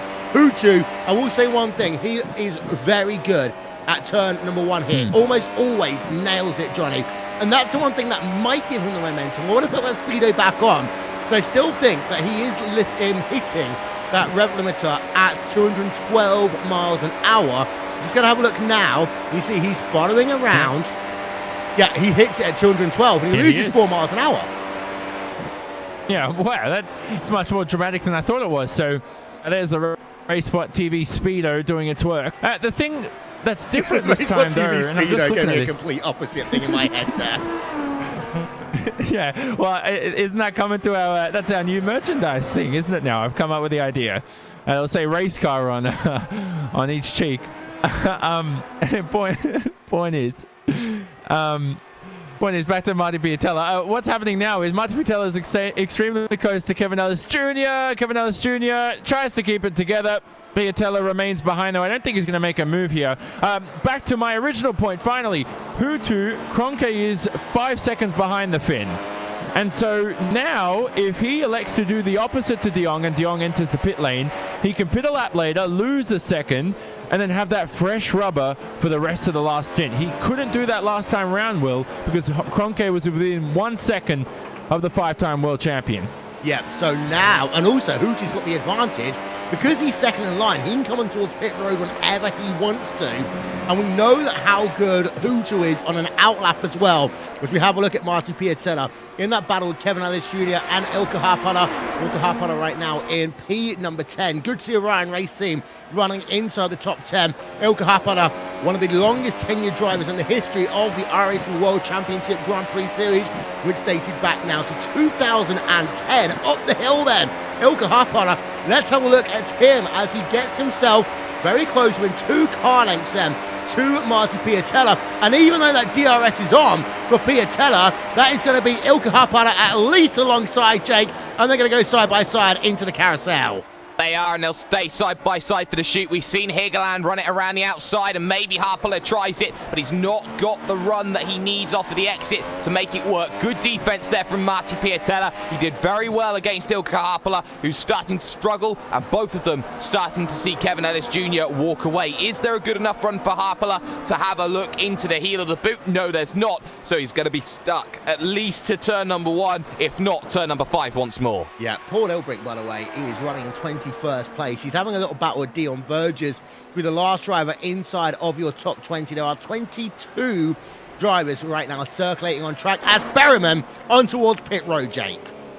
Yeah, and that's going to be crucial because he's going to try and look to get the undercut then on this final stint. We're stuck behind Martin Kroenke, maybe falling back by a few tenths of a second, was outside DRS range, but he's looking for his box right now. He hits it, he's perfect. Up and down on the jacks he will go, and out and away once more. He's got to force Martin Kroenke now to go early. If they force Kroenke to go early, they may force Hutu and De Jong to go early as well. Yeah, so Berryman then comes on pit road, comes out of pit road, and his pit stop time is 3.8 seconds, 26.9 end to end on the lane. He's actually also got himself a nice 5-second advantage, 5 seconds behind Yao Vaz, so he shouldn't hit traffic early on in this run there, Johnny. Yeah, exactly. Oh, traffic's such a critical aspect here. Look as well.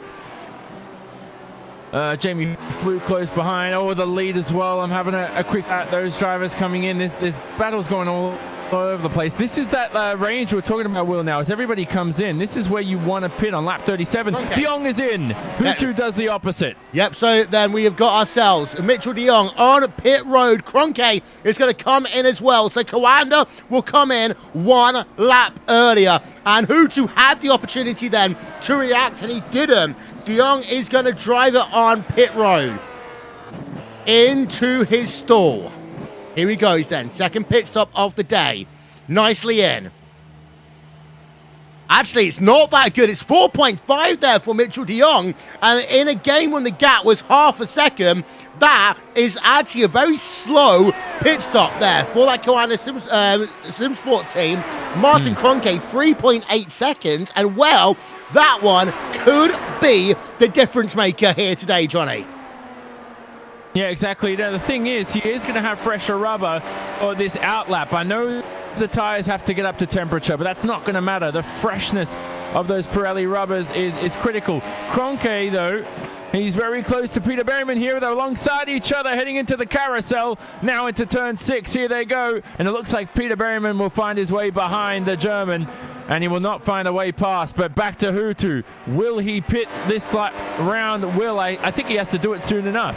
Yeah, let's have a look at the replay then, Jake, of Kroenke over Berryman. Kroenke had to be aggressive. He was aggressive, and he found his way past around the outside into the carousel. But that was Kroenke realizing that was his one chance.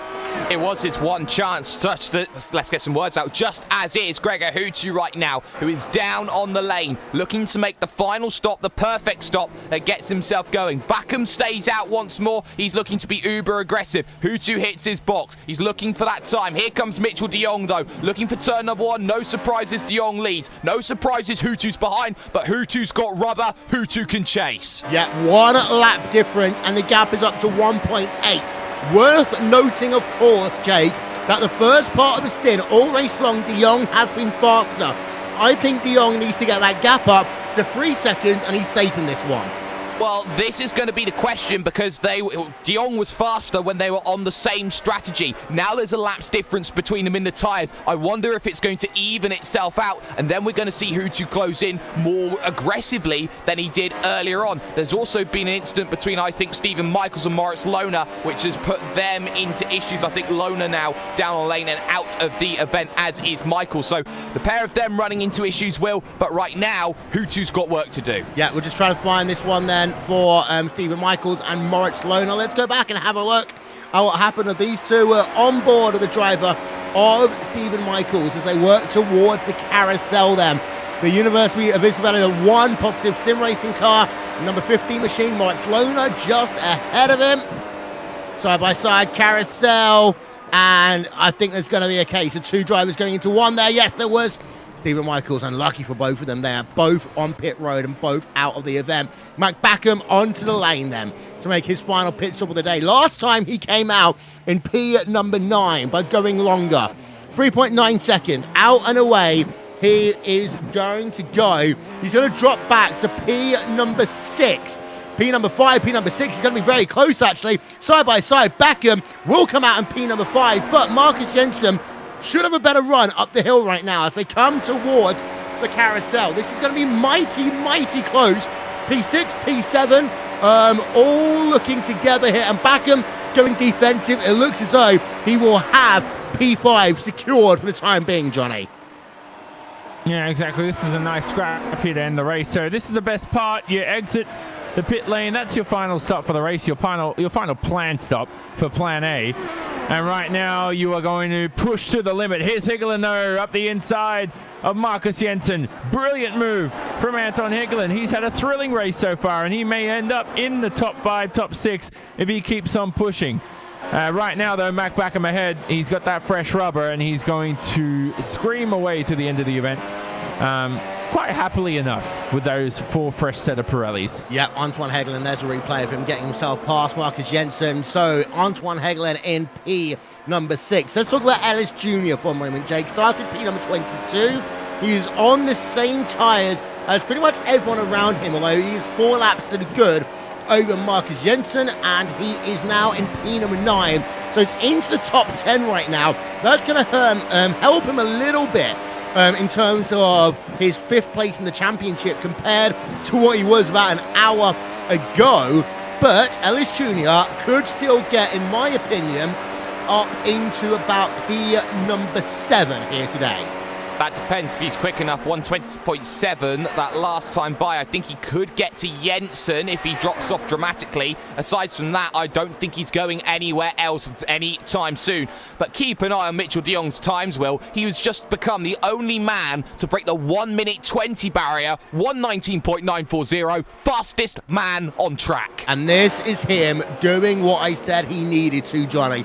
Push as hard as he can within his limits, knowing that time is going to come down later on. De Jong right now, I think, is trying to force Hutu into pushing himself past the start-finish line. And for Mitchell de Jong, his lap time this time is going to be a 120.345. That was only a 10th faster than Gregor Hutu, but a 10th of a second a lap with 15 to go is fine. Yeah, Hutu could be saving it too. Sometimes you do this, you ease off the pressure in the opening part of the stint, because then he knows where de Jong is vulnerable.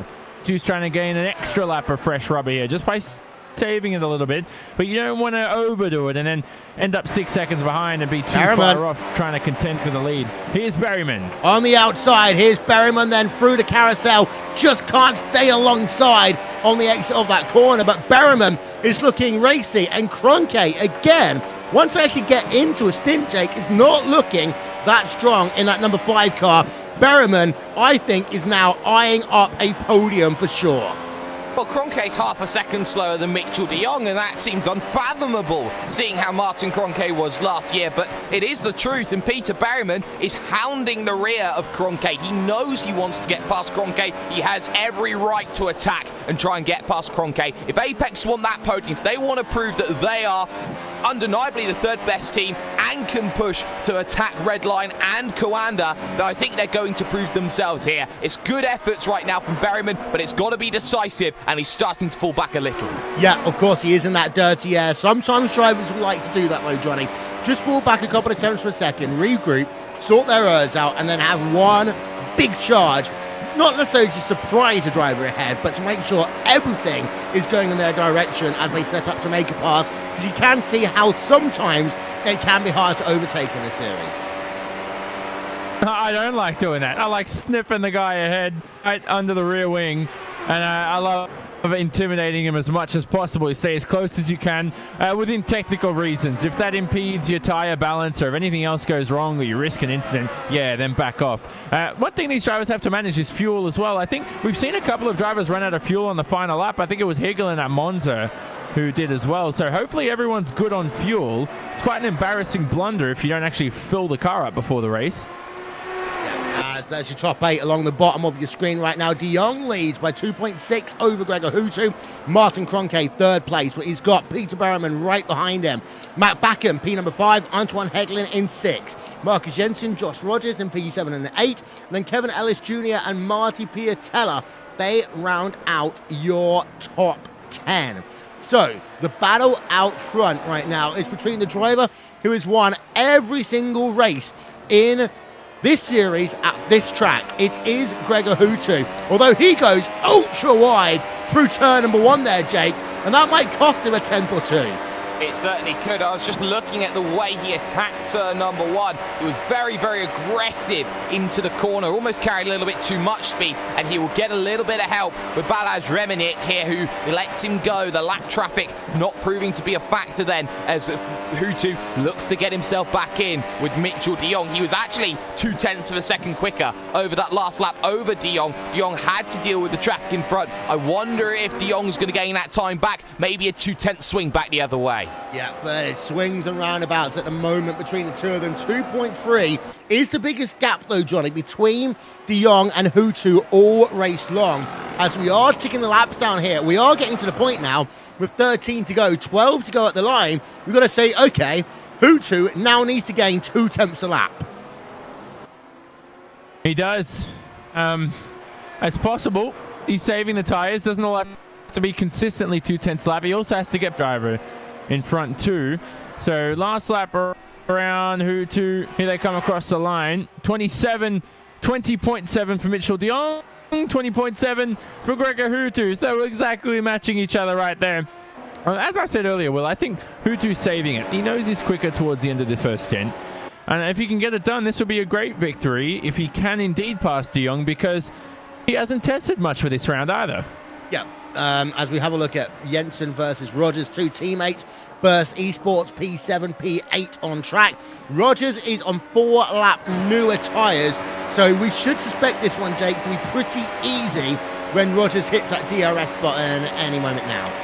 Well, Josh Rogers knows he's got to get through, and look at that. The easiest lift in the world is the one where he gets past his own teammate. Jensen knows he's slower. He allows Josh Rogers to escape. Why, you ask? Because Kevin Ellis Jr. is there, and cares. Peter Berryman, actually, yes, he does get past Martin Kroenke. Crucial for the podium and the championship as well. Great move into the chute. Yep, so that time he did hold it on the outside, Jake, into the carousel, and that gave him the inside line into turn number 6. And we've seen drivers try that one all day long. You don't necessarily have to be the best driver as you come through the carousel, but you've got to be able to hold it there. And that is what Peter Berryman did. Got himself alongside. You can see he's about half a car length back in towards turn number 6. But then, just has the inside line, can take his own apex, and he's now in a podium position. He is, and Martin Kroenke is struggling with the dirty air through turn number 9. He was desperate to get the power on, he just couldn't, and as such, he was dropping back, and that just allows Berryman that opportunity to try and pull away. And Berryman will be so difficult to get past, Will, because he will be on that low downforce setup, the one that is going to allow him the opportunity to try and just hit that high speed, 328 kilometers an hour against the 320 that's there for Peter Berryman. There was draft and DRS for Kroenke, but Kroenke did not have much to fight back. 8Ks, that's nothing at all. No, it's not.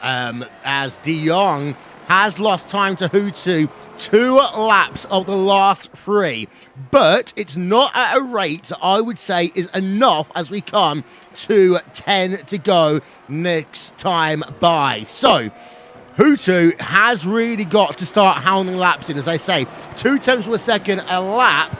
I mean, he might get a bit of help at the end, Johnny, with DRS and ERS working in harmony if he does try to make the pass. But we know how good Mitchell de Jong is at making corners matter when he needs to. Like turn number 1, for example. You get turn number 1 right, you can make it very, very hard for any driver behind you to really follow you up the hill the way you need to. As again, Hutu only gains a tenth and a half. Yeah, exactly. He's clutch. Is that what you're saying? Mitchell de Jong is clutch. Yeah. He's a fourth quarter performer. So I think that's proving into his favor right now. You know, you can perform these lap times. I think we might have just lost a little bit of Johnny there, so we'll try and get him back as quickly as we can. Having a look a little bit further back though, Yao Vaz, Jamie Fluke, these drivers are separated by less than a second on track, battling outside your top 10, but it looks like Yao Vaz is indeed now just about, Jake, into DRS range. He has been gaining over Jamie Fluke the last 3 to 4 laps. He has, Will, and Yao Vaz knows that he needs to prove himself at Orion. His results haven't been too forthcoming. I'd say he's even been a little disappointing so far this season, but he knows that he's got to go out there and get some great results. He was up there for some times at Monza. He is starting to find that form again, and now looking to get past Jamie Fluke, who has been no slouch this season. He's looking to try and back up Ilkka Harpala here and look to try and get position 12. Yeah, indeed. So this is going to be a nice little battle going on towards the end of this event. I'm keeping an eye out, and it's still Hutu. He's outside of 2 seconds over Mitchell de Jong. That's one thing that we need to keep an eye out on. How long will it take for Hutu to break into that 2-second window? Well, now he's officially just done it with 9 laps to go in this event. 1.9 seconds. He gained almost 2 tenths that last time by. As Johnny, now he's really got to make use of that 1 lap better tyres. I just think that coming in a lap earlier might well have just won Mitchell de Jong in this motor race. Yeah, exactly. And you have to think about it. What if Hoot came 1 lap earlier? Would he have undercut Mitchell de Jong? Yeah, that's the question as well. You can prove in the play, but then if he does indeed do that and he starts to brake for the final corner and land and he notices, oh, wait a second, de Jong's going in. I don't want to do that. So the way he was just too close for comfort. He was so close that it almost played to his detriment at the same time. But here they go. No, they're going to fight to the line here. 1.5 seconds, if I'm not mistaken, is the relative time. Yeah. And we'll see what happens across the line here. But once Hutu gets into DRS range, Will, I'm sure he'll be able to make a pass. This time I hope the Illuminati don't mute me, because I really think Hutu in this race. Yeah, as we've got ourselves Ellis Jr. really hounding down Marcus Jensen right now. Battle for P8 on track. Ellis Jr. a little bit of opposite lock on the exit of turn number 8. Now into turn number 9. He has gained almost 2 seconds in 3 laps over Marcus Jensen. So this one should be over fairly quickly. So we'll keep with it for a moment as this battle is going on. We do have to remind you, by the way, that Johnny did say it was going to be Mitchell de Jong winning this race earlier on. But here comes Kevin Ellis Jr. in towards turn number 1 then. On board. Up the hill. DRS should be activated in just 1 moment's time. Ellis Jr. now should get into that closing zone. Marcus Jensen's going defensive, but Ellis Jr. probably won't have any of that as he goes to the outside in towards the carousel. They'll be side by side. We've seen that outside-inside work all day long, and Ellis Jr. will be clear. Just runs over the rumble strip at the end of the carousel, but Ellis Jr. up into P number 8. Now back to the driver of Gregor Hutu. Gap is 1.3 seconds right now. He's closing up into DRS range with 7 laps to go at the line. And how many times this season, Jake, have we had lead changes, battles, incidents in the last 10 laps of the event? And how many wins has Gregor Hutu had when it has come down to the clutch moments? Answer this season, a big fat donut. Nothing. Hutu needs to buck the trend. This is the circuit where he looks to buck it. 1.2 seconds at the moment to Mitchell de Jong. De Jong's tyres falling away. This was the strategy that Hutu wanted. He knows he's clutch on the last third of a stint. He knows he has the tyres on the last third of a stint. Well, so use it to his advantage with an extra lap that's available. Get a bit more of an advantage. Have the ability to attack and make the move. That's what Hutu wants. I still worry though, Johnny, about Hutu's downforce levels and the ability for him to actually make a pass. He is now into that dirty air, and he's been hovering this lap around 1 to 1.2 seconds. He does get a better run for the middle section of the racetrack. What that means to me is that he's got a car which has got more downforce, which is better suited to the more difficult, twisty section of this track, between basically the end of sector number 1 and the start of sector number 3, as the gap almost comes down to below 1 second. But Hutu, as they come into the second to last corner, again, has not got DRS range as we now come to 6 to go. But it only matters at that tipping point. So he's now in DRS range, I believe, as they cross the line. It'll be 9 tenths the gap. So here they go now. Across the line it is under a second. Hutu will have DRS this time around as de Jong goes extra wide into turn number 1, trying to ease the load on those tires. This is so intense right now, Will, and I'm just looking forward to Hutu gaining about 4 tenths, I believe, at the end of this straight. Yep, here we are then having a look at Gregor Hutu. Let's get that speedo graphic up for you. And he hit 205 there. He only gained a couple attempts of a second. You can get a social list, by the way, /RaceSpotTV at RaceSpotTV on the Twitter machine, as we're staying with Gregor Hutu for the moment. 5.5 laps to go in this event. Now we're going to see if the driver of Mitchell de Jong is a potential iRacing World Champion of the Grand Prix Series, Jake, because if he can win this race and hold on, I think that you've got a bit of a circle around him as future champion. Oh, yes, you do. Mitchell de Jong arguably has had the pace to be champion for the last couple of seasons. He just hasn't had the platform to go out there and make that his reality. 2 ninth place finishes in the championship does not reflect his overall skill as he heads into the final corner. Yes, he's got to defend. Yes, he's got to defend hard, but you're defending against the man undefeated here at Watkins Glen. Gap down now, comes to 6 tenths of a second. This is where Hutu got stuck at the end of the second stint, was unable to get any closer than this. If he can get it down to 4 tenths, maybe even 3 tenths, Will, I think he has a chance at going for this race victory. Okay, let's have a look then on board of Gregor Hutu up the hill. Let's listen in.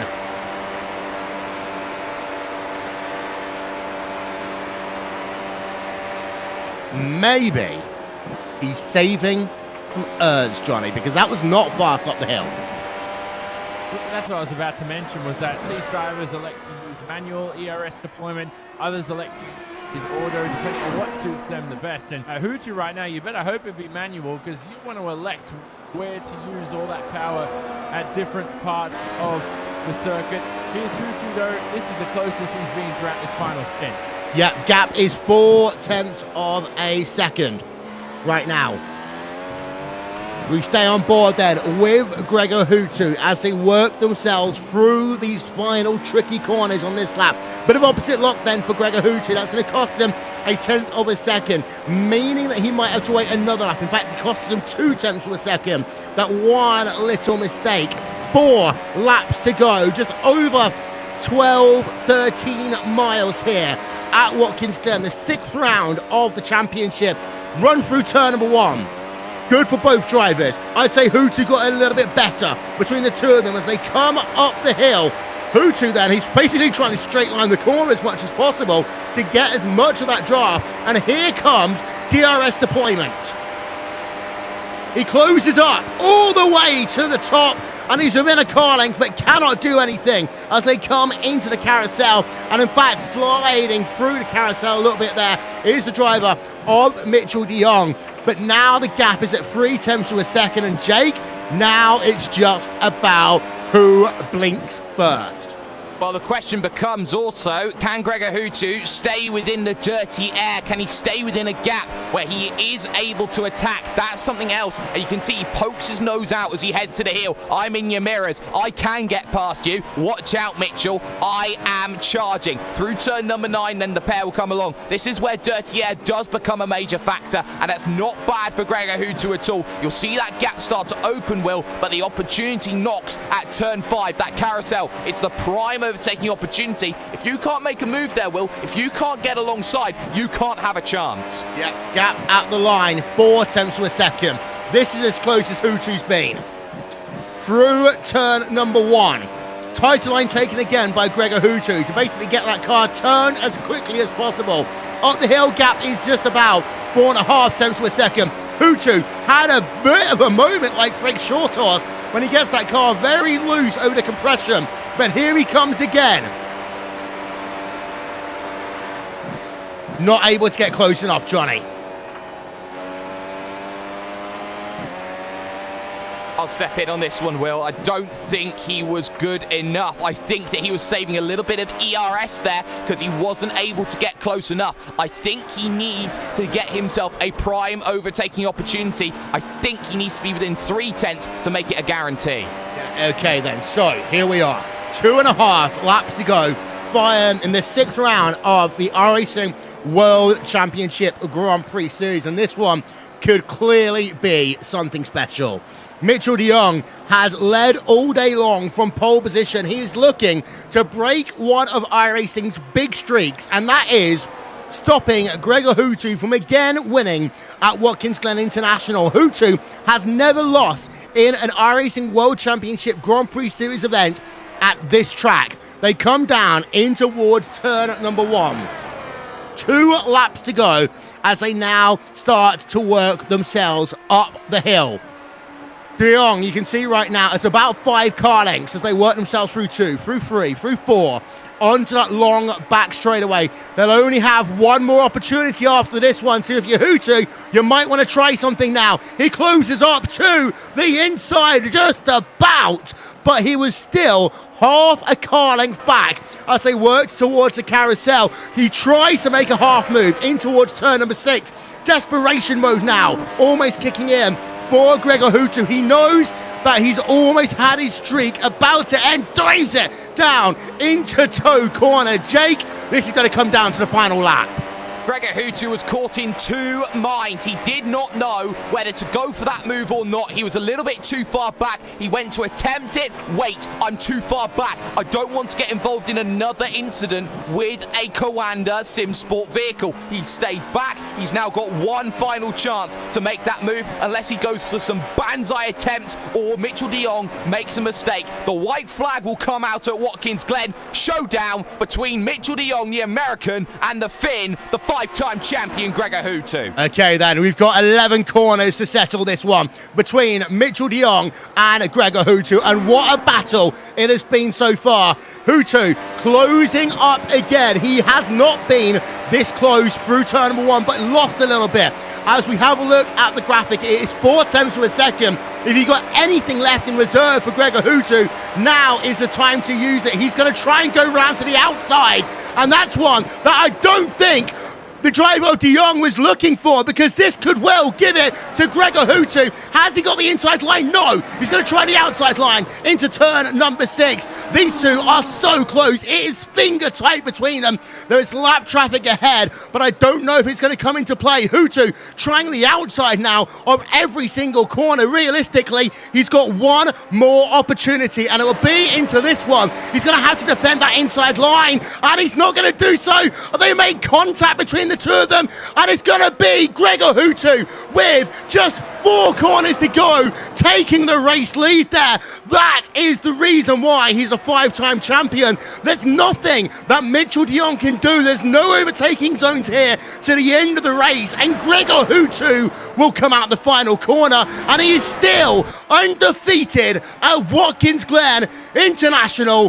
What a move there by Hutu, and that proves why he is one of sim racing's absolute best. And coming out of toe corner, I was thinking, if you're de Jong, you've got to defend that inside line. We go back on board and show you this one again with Gregor Hutu, outside line into toe corner. But what it did, it gave him the opportunity to take the tighter apex out the corner, get onto the power a little bit earlier. You can see it's the kind of indie line then, and Hutu's like, I'll go down the inside. The two do make contact. That must be said, the two did make contact, as we're going to show you now.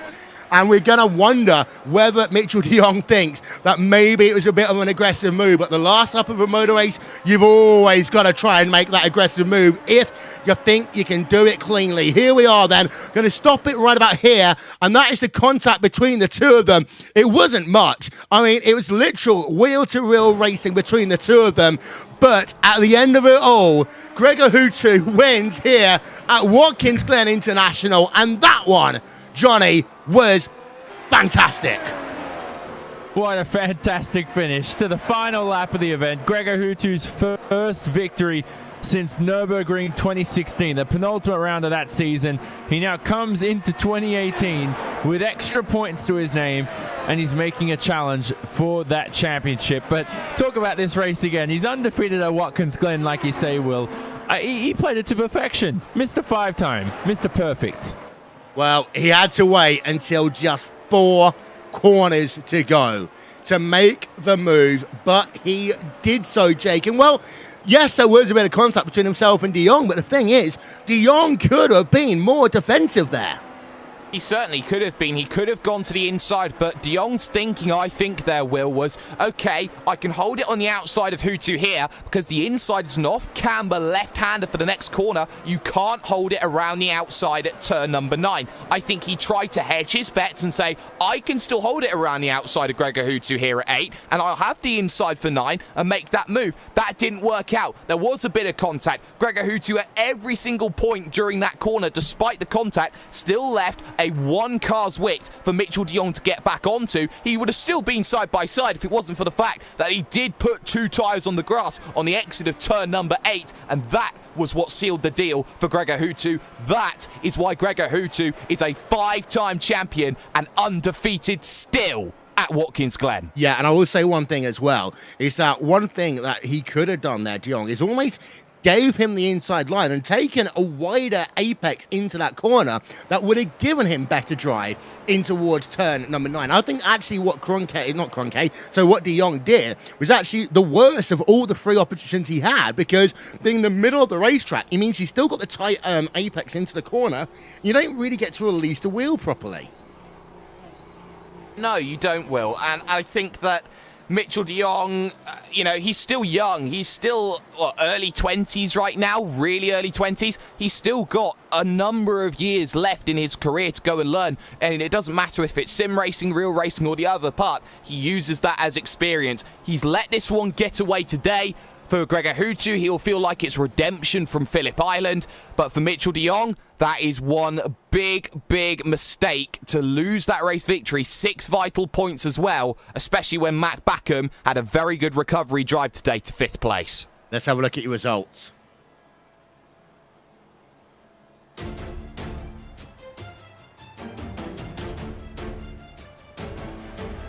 Gregor Hutu waited and waited and waited some more. And then with 4 corners to go, he made a decisive move down and basically got himself race victory. He only led for 3.5 corners in this event, but Gregor Hutu remains undefeated at Watkins Glen in the iRacing World Championship Grand Prix Series. Mitchell de Jong comes home in 2nd place here today and led all but 1 lap, but it is the last lap of the race that gives you your overall race result. Peter Berryman outraced and outperformed Martin Kroenke here today. And I think he was hoping in the back of his head that maybe Hutu and Dion would come together like they have done so far this season. And he could well have been a winner in this event. Turns out a podium is all he gets, but that's still a fantastic result for him and Apex Racing UK. Martin Kroenke, fourth, has always looked off pace here today. From the start of the run to the end, he was trying to hold on, it seems, the majority of it, and overworked his tyres and got to a point he was losing time hand on foot. Mac Backham, he qualified in P number 9, and he had to drive for the field a number of times, but made big moves when he needed to, and comes home in P number 5. Antoine Higglin then in 6th place for Apex Racing UK, with Kevin Ellis Jr. up from P number 22 to P number 7. Joshua Rogers for Burst Esports in 8th. Ilka Harpada for the Orion race team in 9th, and Marcus Jensen holds on to a top 10 in this event, despite having tyres 4 laps longer than anyone else on track. Back to page number 2. And Marty Piatella in 11th place, with Yao Vaz in 12th, Jamie Fluke in 13th, Kazuki Umeshima 14th, and Dion Vergers rounding out your top 15. We had 19 drivers finishing on the lead lap here today. The last of those was Ricardo Orozco in the University of Isabella 1 positive sim racing car. Balas Remniak was the first driver, scored 1 lap down. Then you've got your retirees. Stephen Michaels and Mark Sloan had a crash down into turn number 6. Tommy Erskard out of the event, as was Pash Gergis, David Williams, Daniel Arndt Wensing, Michael Partington. Frank Shaw also had a crash, a scary, weird crash down at turn number 3 and 4. And Daniel Bieder, the first driver out today in that number 29 machine, finishing in 29th. We're going to take a quick break then. Post-race coverage next here on RaceSpotTV.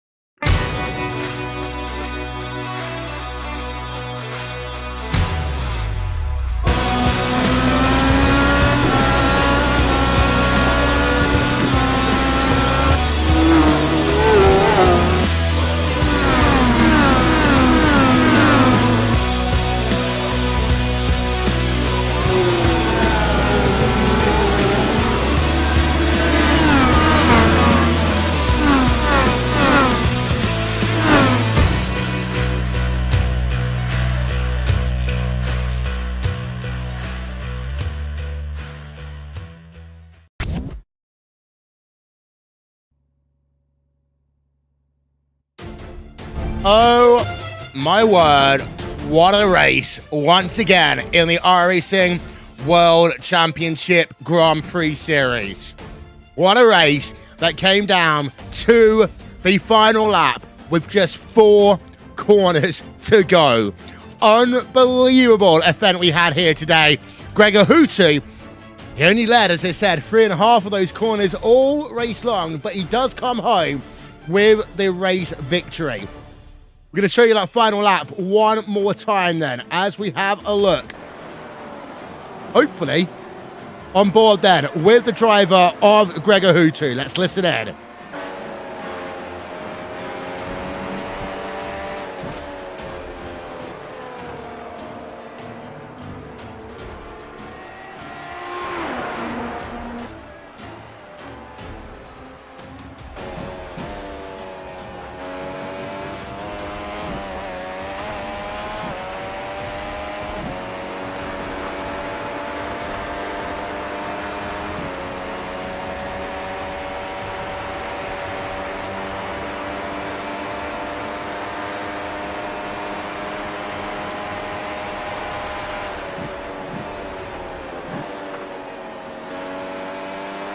So this is where it starts.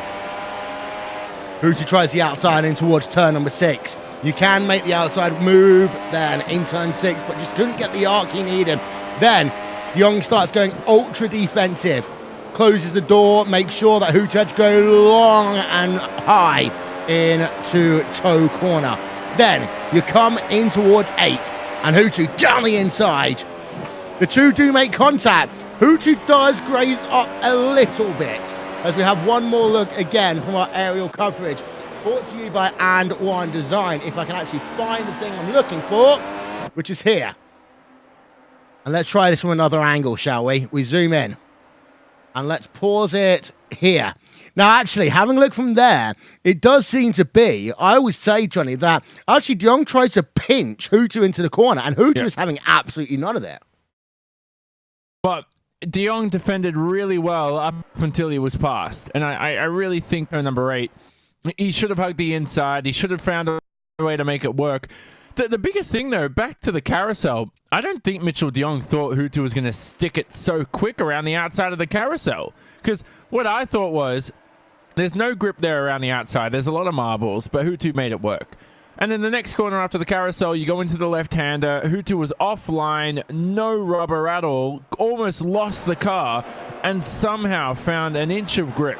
And that helped propel him with a bit of momentum for the next corner. So great attacking and great defending at the same time. But I think, offense always beats some great defense, sometimes. Yeah, indeed. So that does make Gregor Hutu your winner here today. And well, Gregor, it took you until the final lap, but you continue your undefeated streak at a track that apparently you don't enjoy racing at that much. Welcome back to victory lane at Watkins Glen International. Yeah, thanks. Man, it was a tough race, tough, intense, 56 laps. So, yeah, I guess there must be something magic about Watkins Glen for me. Well, talk us through it from qualifying, because qualifying saw you on the inside of row number 2. You almost had Martin Piatella, but he get to you in qualifying as well. But he ended up just messing up the final corner. So you started on the inside rather than the outside of that second row. Do you think that would have made a difference had you been behind Piatella at the start of this race? Yeah, I guess it might have been stuck behind him for the first stint. So even if I got past him at some point, I probably would have been too far away from Martin and Mitchell. So yeah, it was important to be in P3 at least. And then into the race itself, you got yourself up to P2 early. It seemed to be that de Jong would start pulling away at the start of a run, and you would pull back towards the end of a run, which, of course, we know that you're always better than most drivers in terms of the second half of a stint. But when you came down to the third one, did you almost try and goad de Jong into pushing harder, knowing his tyres were more likely to fall off?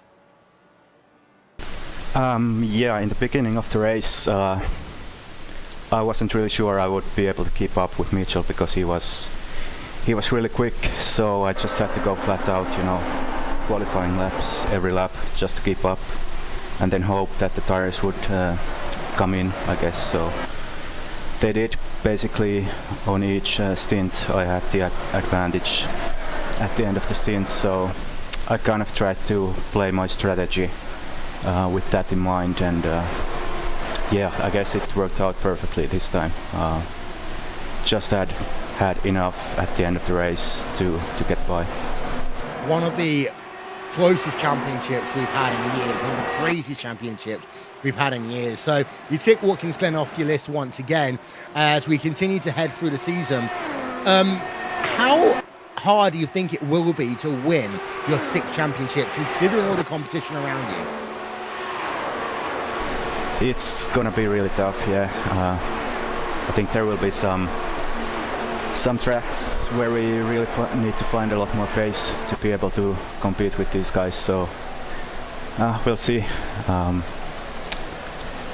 It's gonna be tough, but yeah, we'll try to keep pushing and try to find even a bit more pace. Well, Gregor Hutu, before we let you go, who gets it done for you and that Team Redline organisation? Yeah, as always, thanks to Fanatec, SimLab, Feel, and of course to my team. Well, that, ladies and gentlemen, is your race winner, Gregor Hutu. And the thing is, again, we knew, Jake, that he was a driver who was making that second half of the stint work. I mean, that's not a surprise. This is what Gregor Hutu does. I think that De Jong, which is caught still, in my opinion, by surprise towards the end. And I think that also, you've got to remember that one lap didn't make all the difference. But what it did do, I think, is it just gave Hutu that ability to stick that car on the inside into 8 and say, okay, should work. I think you need to look even further than that, Will, because you look at what Mitchell de Jong had been doing defending. He wasn't moving across his line. He didn't feel that he could be overtaken. The one time when Gregor Hutu got close enough to try and make that move properly, he was instantly down to the inside, and then he was playing a game of, okay, I have to defend here, I have to defend there, pretty much thrown out of line and moved into a position in the chessboard of racing, which was essentially just a strategic move to get to checkmate. It was just a case of check, okay, I'll move out of position here, but I'll still hold on. Check, move out of position, I'll hold on at this place. Checkmate down the inside, and yes, maybe he had a better move available on the board for him, but I think for Mitchell de Jong, he gets himself within 2 points now of championship leader Mac Backham. With the drop week, he has the advantage now by about 6 points or so. Mitchell de Jong essentially is in the driver's seat despite coming second today. Yeah, and indeed, we're going to talk to him in just one moment's time. But Johnny, in terms of, this is the whole thing. This is a season, not a race. Sometimes not winning a race, it has some effects in terms of championship. But the last thing I think that de Jong wanted to do was have a repeat of something like Phillip Island, or be in a situation where he would get, half the points rather than just losing a couple. I think it goes to show how tough it's going to be to win races this season. When battles go down to the wire, to the final lap, this championship's wide open, like we said. Improved drivers are challenging for the title, as well as a repeat of your typical champions you see in the everyday. But Mitchell de Jong now ready to speak. Yeah, indeed. And, well, John, take it away. Yeah, here we go. Mitchell, talk about your final lap battle, first of all. That was... let's start with the carousel. Can you talk us through from there? Because what I felt was you thought Hutu wasn't going to be able to stick it around the outside. He managed to get all that pace around the outside with all the marbles there. How was it? Yeah, this was a difficult race. We were on quite a bit more downforce than Gregor, so we were using more ERS and things like that. So it was bound to be tough. We were quite a bit worse once the tires would die, so I really needed to push hard early in the stint to try to build enough of a cushion so I wouldn't be susceptible to these issues. But yeah, going through the S's, the car was pretty much nearly wrecking after like 10 laps in each stint, so tried to hold on to that. He would always get a really, really good run through there, being on so much less downforce, and I was really close to running out of ERS, especially towards the end. So I just tried to manage it the best that I could there.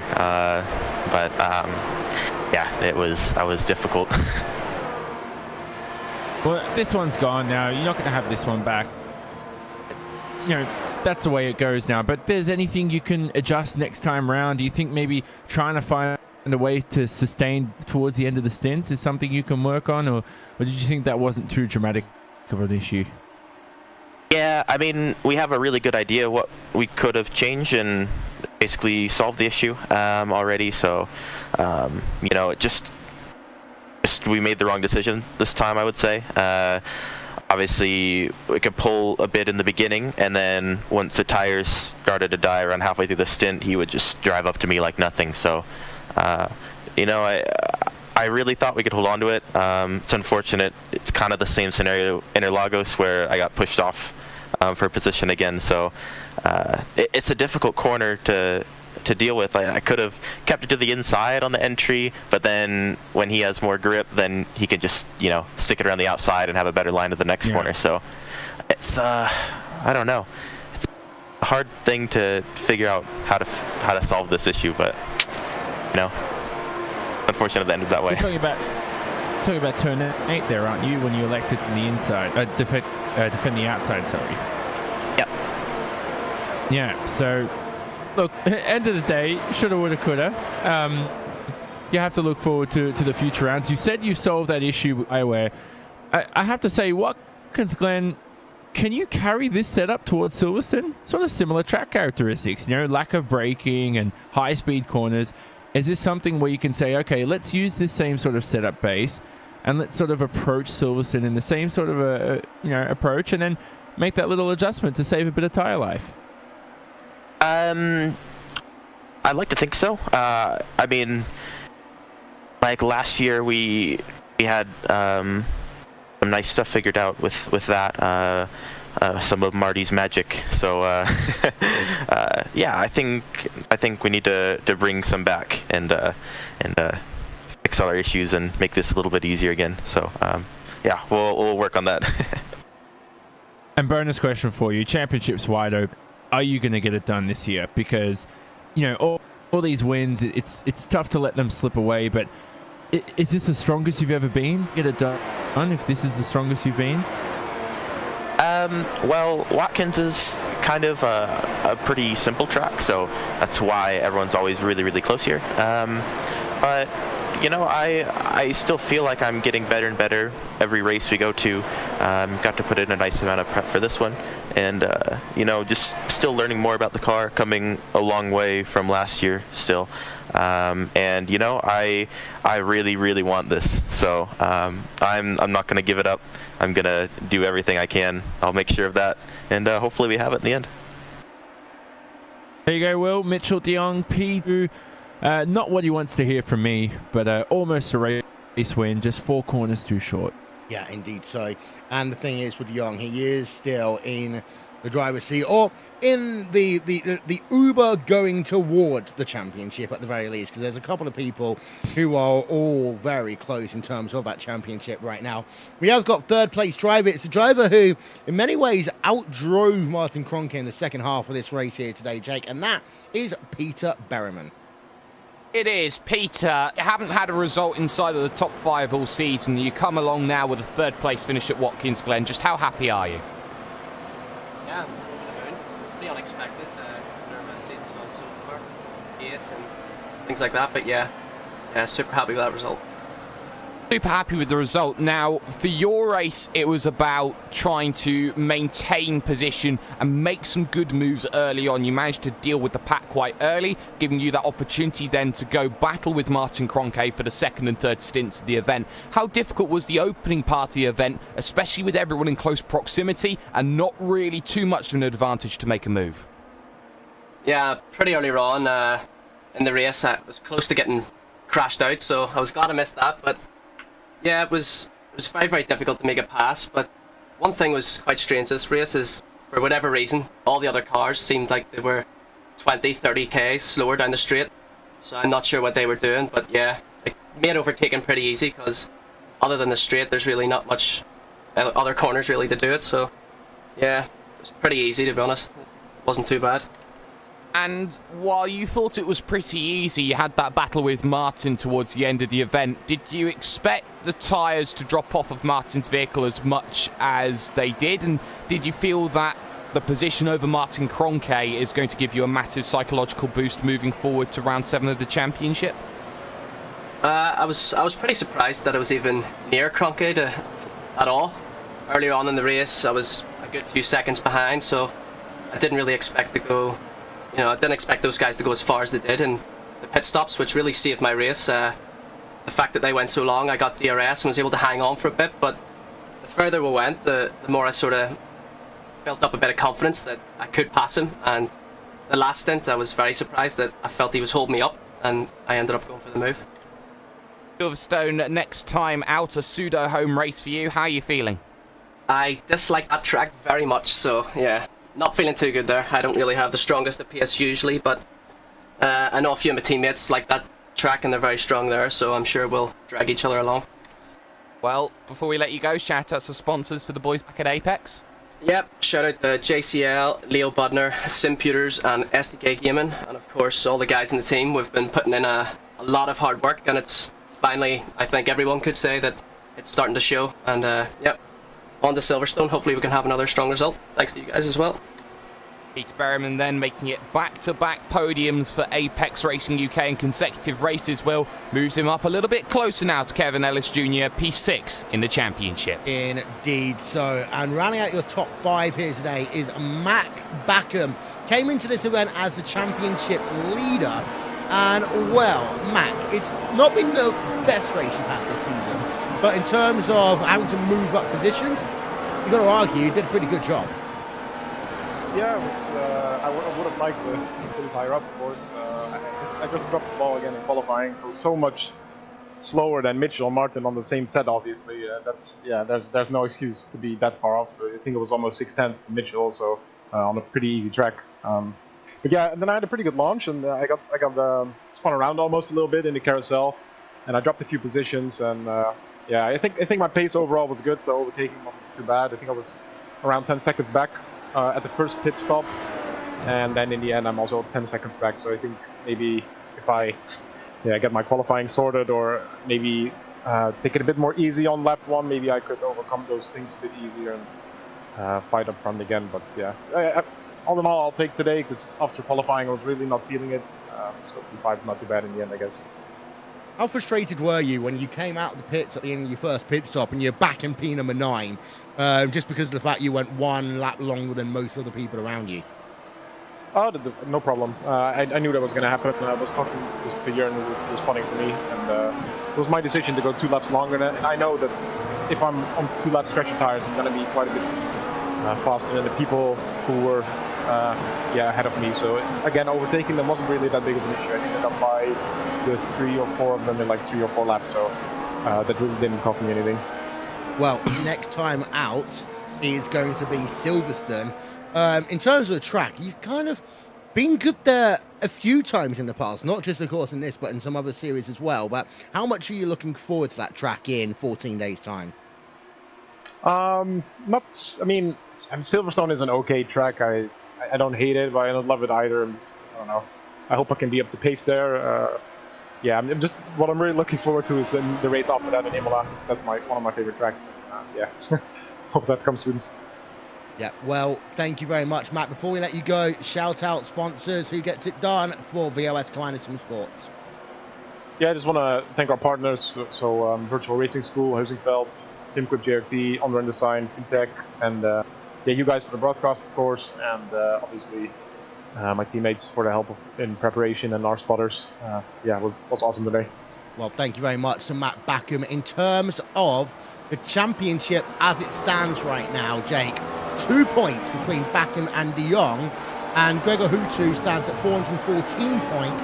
My mental math isn't working right now, but I make that 18 points between Gregor Hutu and Matt Backham. Yes, I do, and of course the drop week coming into play as well means that they are all a lot closer than that as well. It's weird to feel that Martin Kroenke is maybe dropping a little bit further behind than normally he does, But this is a championship that is going any one of 4 ways at the moment. And to think, Will, that at the next round at Silverstone, we mark the halfway stage in the championship. A championship which arguably will go down as one of the greatest championships of all time. 2011, if things stay like this, eat your heart out. Yeah, but of course, Johnny, first half of the season's been good. We're now into that middle part of the season, and that normally is where we sort the wheat from the chaff. But what we do need to think about in terms of Silverstone is sector number 1 there. It's pretty much flat out until you get to Stowe Corner. So there is always the risk of a huge crash through the likes of Cops Corner, Maggot and Beckett. Yeah, exactly. I mean, Silverstone's such a great circuit in the drive. You know, Stowe is one of my favorite corners in motorsport. And throw it into the corner, just try and make the front end eat into the apex.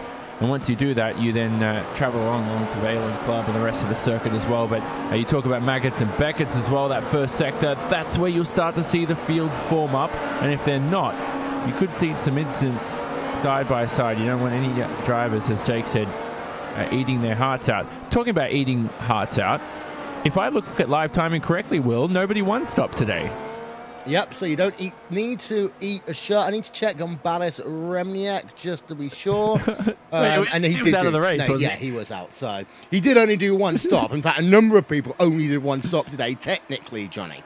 But we'll talk to the lawyers about that one afterwards. Before we go, ladies and gentlemen, of course, these are the upcoming rounds of the iRacing World Championship Grand Prix Series. Silverstone in 2 weeks' time. Then Imola, July 7th. Zandvoort on July 21st. Indianapolis, August 25th. Suzuka, Nürburgring, Spa-Francorchamps, and then Circuit of the Americas. Well, that rounds out your championships. 14 rounds, and 6 of them are in the books. Before we go, I want to give a shout out to our friends and sponsors, the people that get all the hard work done for us behind the scenes. Of course, Mr. Hugo Louise, all the work he does, and Istvan Balau for TrackCams22.com. Andres Warner and One Design for your overlay design. Development by Simon Grossman and AppEngineering.com. Live timing and scoring by Nick Thissom for RaceSpotTV live timing. Of course, you can catch the report of this race on iRacing News and check out the Sim Racing Observer from development from the iRacing World Championship Grand Prix Series. And Johnny Simone sits down with drivers from throughout iRacing in the Simone Racing Report. There's one thing we haven't yet talked about, and it is the fact the Commander streak is broken. And it was always going to be at Watkins Glen International one driver who had had the opportunity to do that, and that was the driver of Gregor Hutu. He is again undefeated when we come to New York. When one more time, it is congratulations to Gregor Hutu at Watkins Glen, and good afternoon and good night from Watkins Glen. I'm Will Vincent. Those two guys have been Jake Sperry and Jonathan Simone. We'll talk to you all soon. Thank you for being a part of the iRacing World Championship Grand Prix Series. Silverstone is in 2 weeks' time, and we hope to see you then. Goodbye.